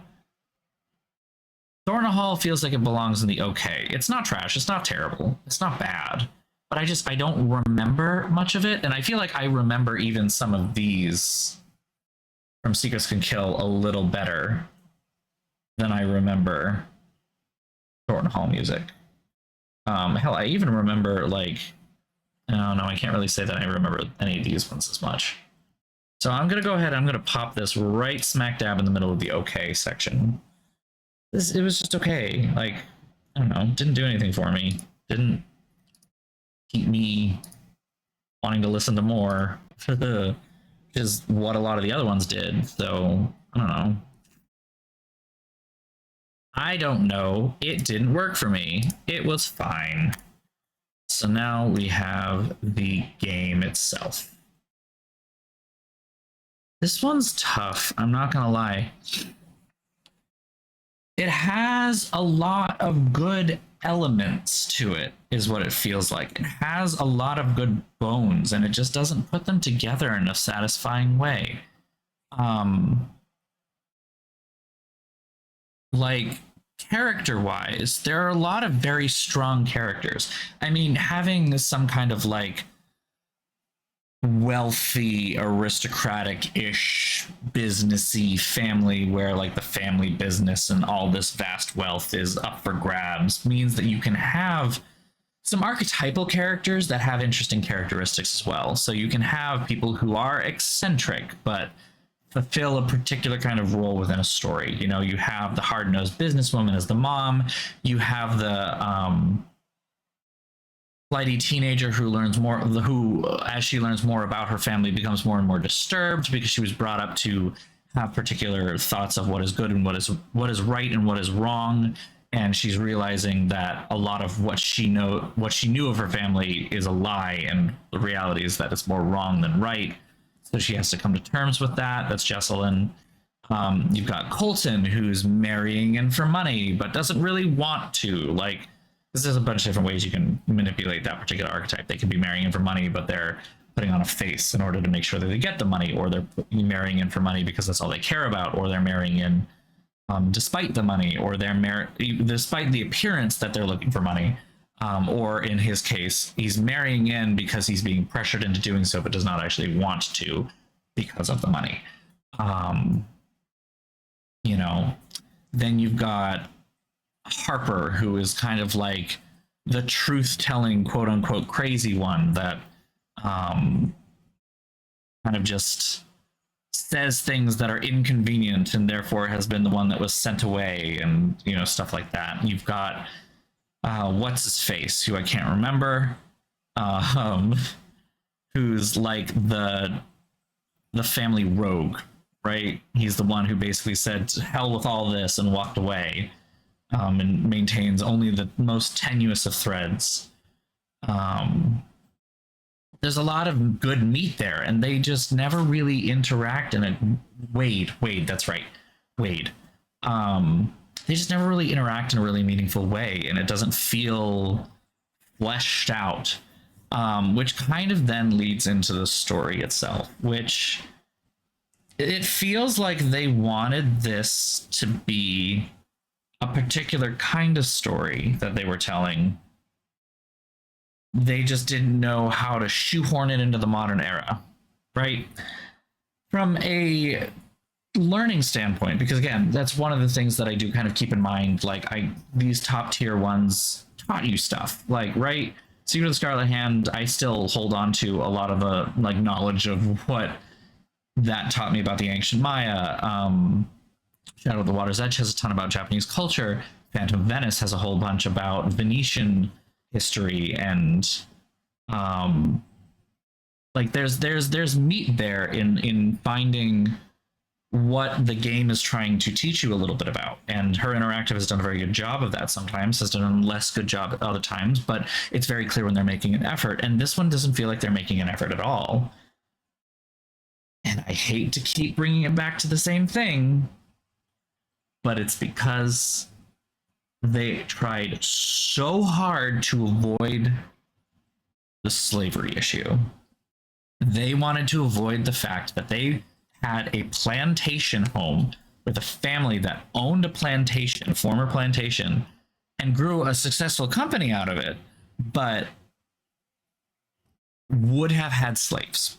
And they found the in-universe way to get around that by basically saying Black Rock Island and the house and the lands and everything were given to the family as a gift by the Union following the Civil War.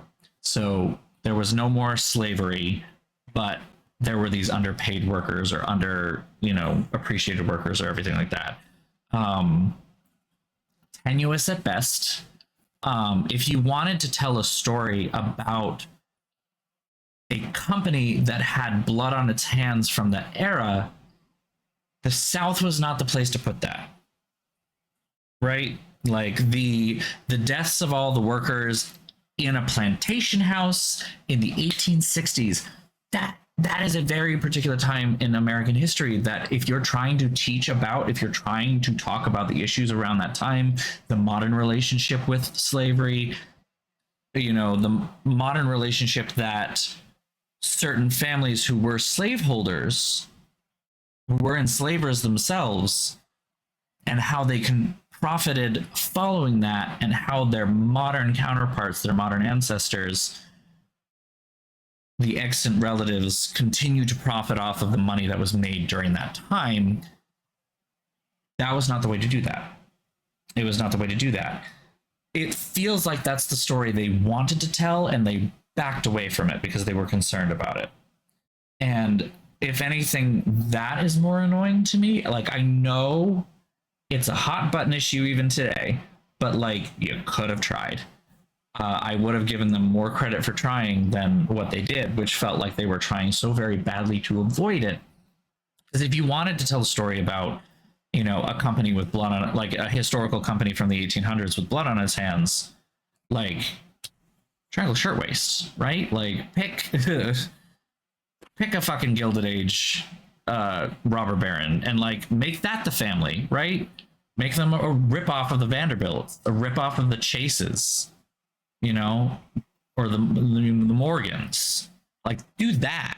Rockefeller, make it happen in Newport or like on Fifth Avenue. Go back to New York. Like, last time Nancy was in New York was the second game. We're now in the 30s, so you can go back to New York. It's a big fucking city. But have it be in like a historic Fifth Avenue mansion, and the family's trying to decide what to do with it, and you have the same drama that's happening with a better thread and a better connective tissue of story behind it, because you can talk about the issues themselves. Lowell Mills, right? You could have put it in Massachusetts, and instead of having Massachusetts' game being Midnight in Salem, get to that, you could have put it in Massachusetts, and you could have had it be like, about worker exploitation during the Gilded Age, and have the same exact story, and it make way more sense. Like, a child playing this, a younger person playing this who hasn't necessarily learned the entirety of American history in the same way that, us as adults would, can play this game and look at it and maybe have a different take. But like, I played this game when I was in college. I knew full well about slavery in the United States, and it felt like there was a big slavery-shaped hole in the narrative during that time anyway. It was something they wanted to talk about, and they backed away from doing it. And in response, it just made everything really messy. Because the thing that really irks me about this game is that it has all of the attempt at trappings of the antebellum period. Like, they wanted Southern elegance. That's why Charlotte, when she shows up in her full gown in your, like, carbon monoxide poisoning daydreams, looks like she stepped out of the mid 1800s. Why she's wearing a Civil War era gown. But then you find out that she's actually from the 1980s. And we're talking about a more recent thing. And this is where, like, again, the plot falls apart, because it's supposed to be like Black Rock Island has been haunted forever because of the accident that happened back in the 1800s at the turn of the century. And now Charlotte is a bigger deal because she died more recently. But, like, at this point, she only died like 30 years ago. Not even 30 years ago. Like, I don't know what to say. Like, it's not, it doesn't give the weight that I think this plot needed to make it make more sense. That being said, I have to give some really big props to the puzzle design in this game. Really big props. Did it make sense why some of the puzzles existed the way they did? Not at fucking all. But it was interesting. Like, the clock puzzle aside, because I have spoken at length, I think the last time even, about how much I hate this clock puzzle. Like, I didn't have to take extensive notes, but the notes I took were important, and, like, I had to refer back to them. And, you know, even when they had puzzles that had been done before and ad nauseum, like slider puzzles, they found a way to make it interesting, because then it wasn't a slider puzzle to make an image, it was a slider puzzle to line up the levers around the outside of the safe, and then you had to go and activate certain levers in a certain order, which related to things that you had found throughout your time. Like, there was a lot of research that you had to do with, like, you have to remember, oh, I remember seeing a book about spies in the Civil War. That's how I'm going to find out the information of who was a spy for this, you know, time, or was this person a spy for the Union or for the Confederacy.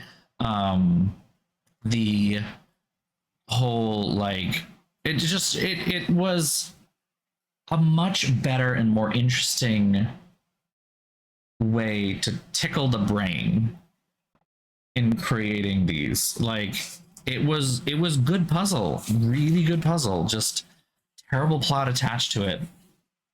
I will say, atmospherically, this is not something that I've actually mentioned in these kinds of things before. I haven't brought it up because it hasn't really been necessary to. But I will say the one other thing that it does really well is it nails the haunted atmosphere rather well. Despite how little I like this game on several levels, it is one of the few games that actually does legitimately scare me. Not to the same extent that Shadow of the Water's Edge does, and Curse of Blackmore Manor somehow will always creep me out way more than Thornton Hall. But, like, it's probably, for me at least, the third scariest game on in this list. Like, it's probably on par with Ghost Dogs to me. It freaks me the fuck out. And that's not nothing. Like, that's not nothing. But yeah, the characters are strong. The plot is weak. The music is fine. The puzzles are great. I don't know. It's not a great game by any means. It's not a trash game. I'm looking at the other okay games, though. It is kind of right in there with Blue Moon Canyon.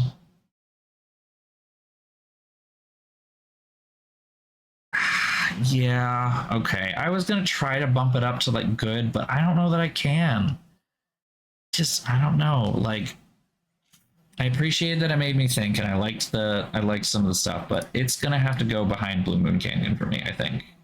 Maybe even actually, you know what? No, it goes down here behind Trail of the Twister. I like Trail of the Twister better. It's a game that I go back to play every once in a while. It has its own problems over here for sure. Not going to pretend otherwise, but like, I don't know. I don't go back and play Thornton Hall very often. It's not a game that I enjoy playing as much. But it's definitely better than these two. It's definitely better than these two. That's not a contest. So yeah, that's where I put that. And it's funny too, because I think I'm actually, you know, in terms of the Nancy Drew fandom, I don't know what to call it. This opinion puts me a little out there. It's not something. Ooh, did I actually not hit that? There we go. It's not something that, you know, is a commonly held position by any means. It's very, you know, a lot of people really like this game. I don't. I just don't. It leaves a lot for me to be desired.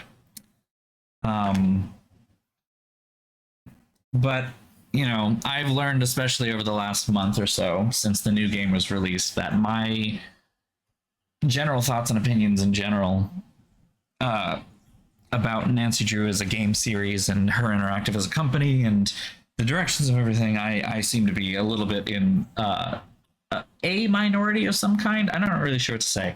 I know I've kind of bitched about this in the Discord, but like one of the things that really has struck me recently, because the new games run on Unity, so they run on a modern game engine. The games that we're playing right now are running on the same game engine that the first game was built on. Like they built the game engine for the first game and they kept using that game engine all the way through 34, 35, 34, I don't remember.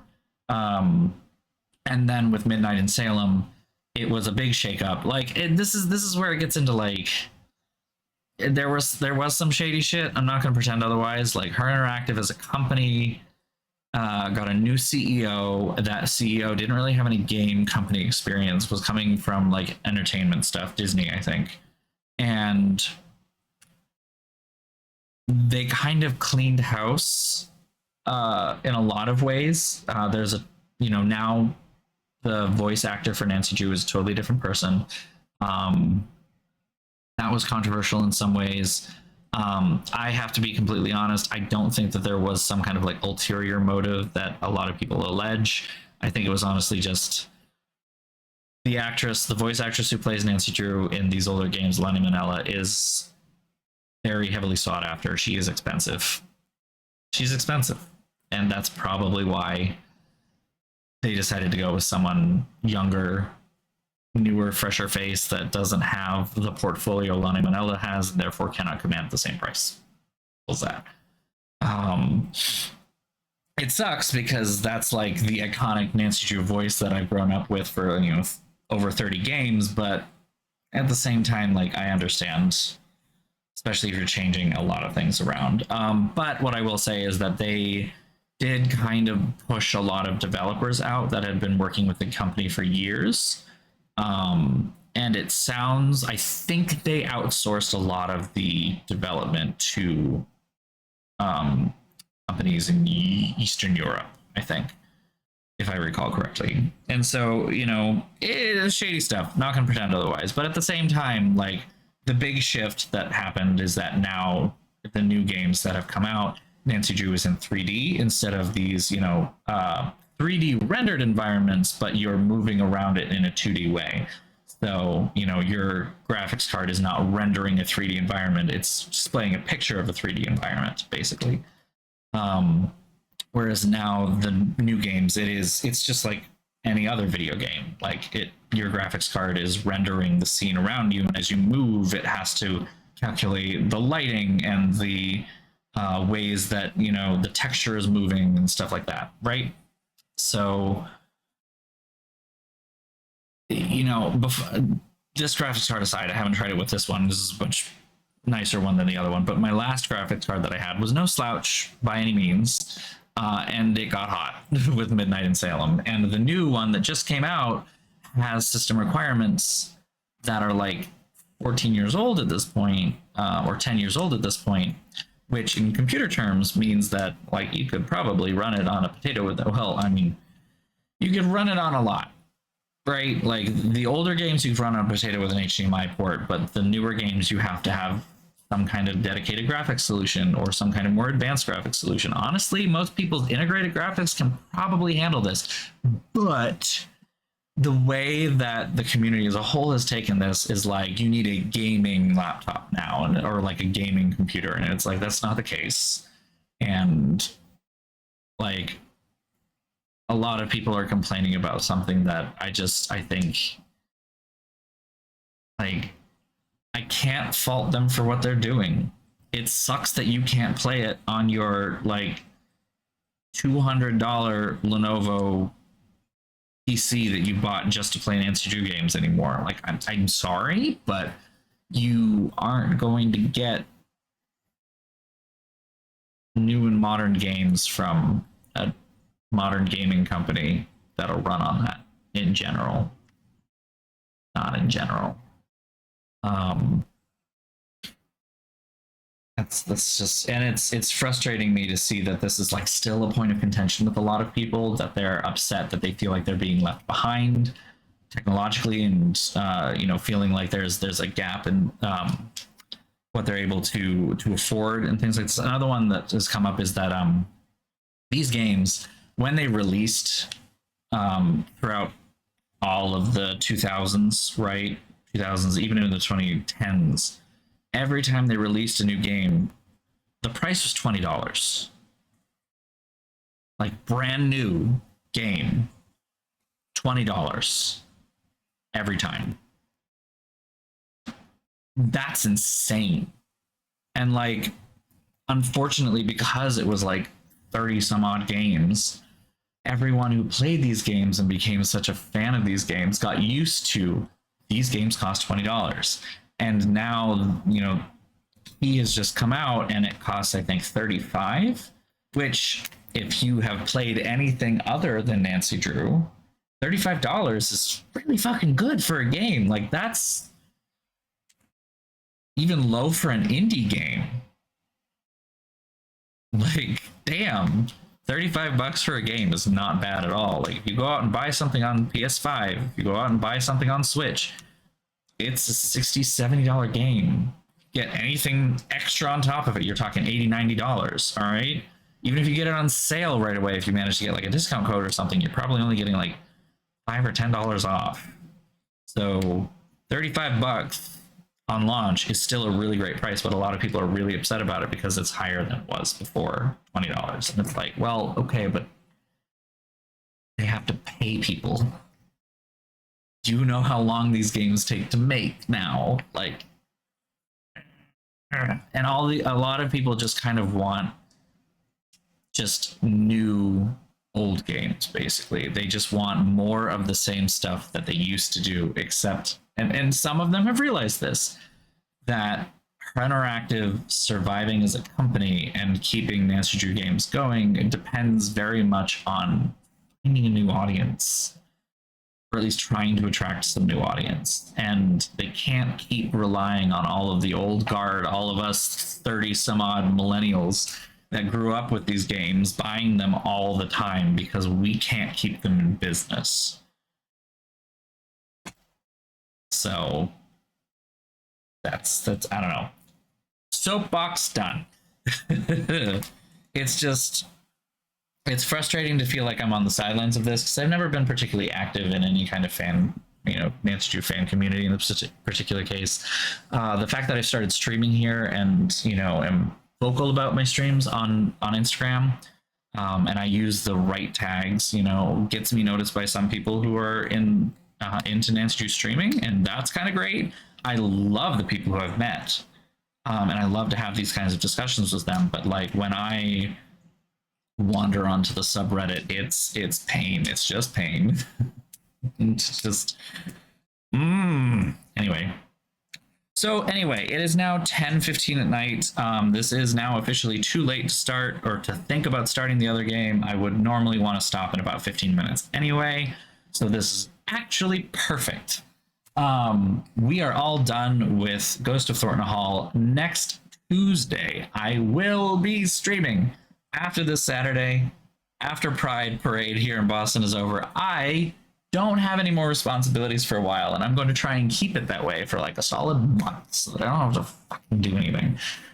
As such, I will be streaming. Tuesday is the day before my operation, so I might be a little cranky when I stream, but it might also help keep my mind off things because I can't eat at that point. I think I have to stop eating somewhere around there. Switch to a liquid-only diet, or is it just the morning? I don't know. I've got the packet behind me. I'll figure it out. But we will be streaming, and yeah, we're gonna pick up Silent Spy. Very possibly might stream next Thursday as well. We're going to kind of play it by ear and see how I feel. A lot of it's just going to depend on what they need to do during the operation itself. But like I said, I theoretically should be cleared to go back to work as soon as, the next day.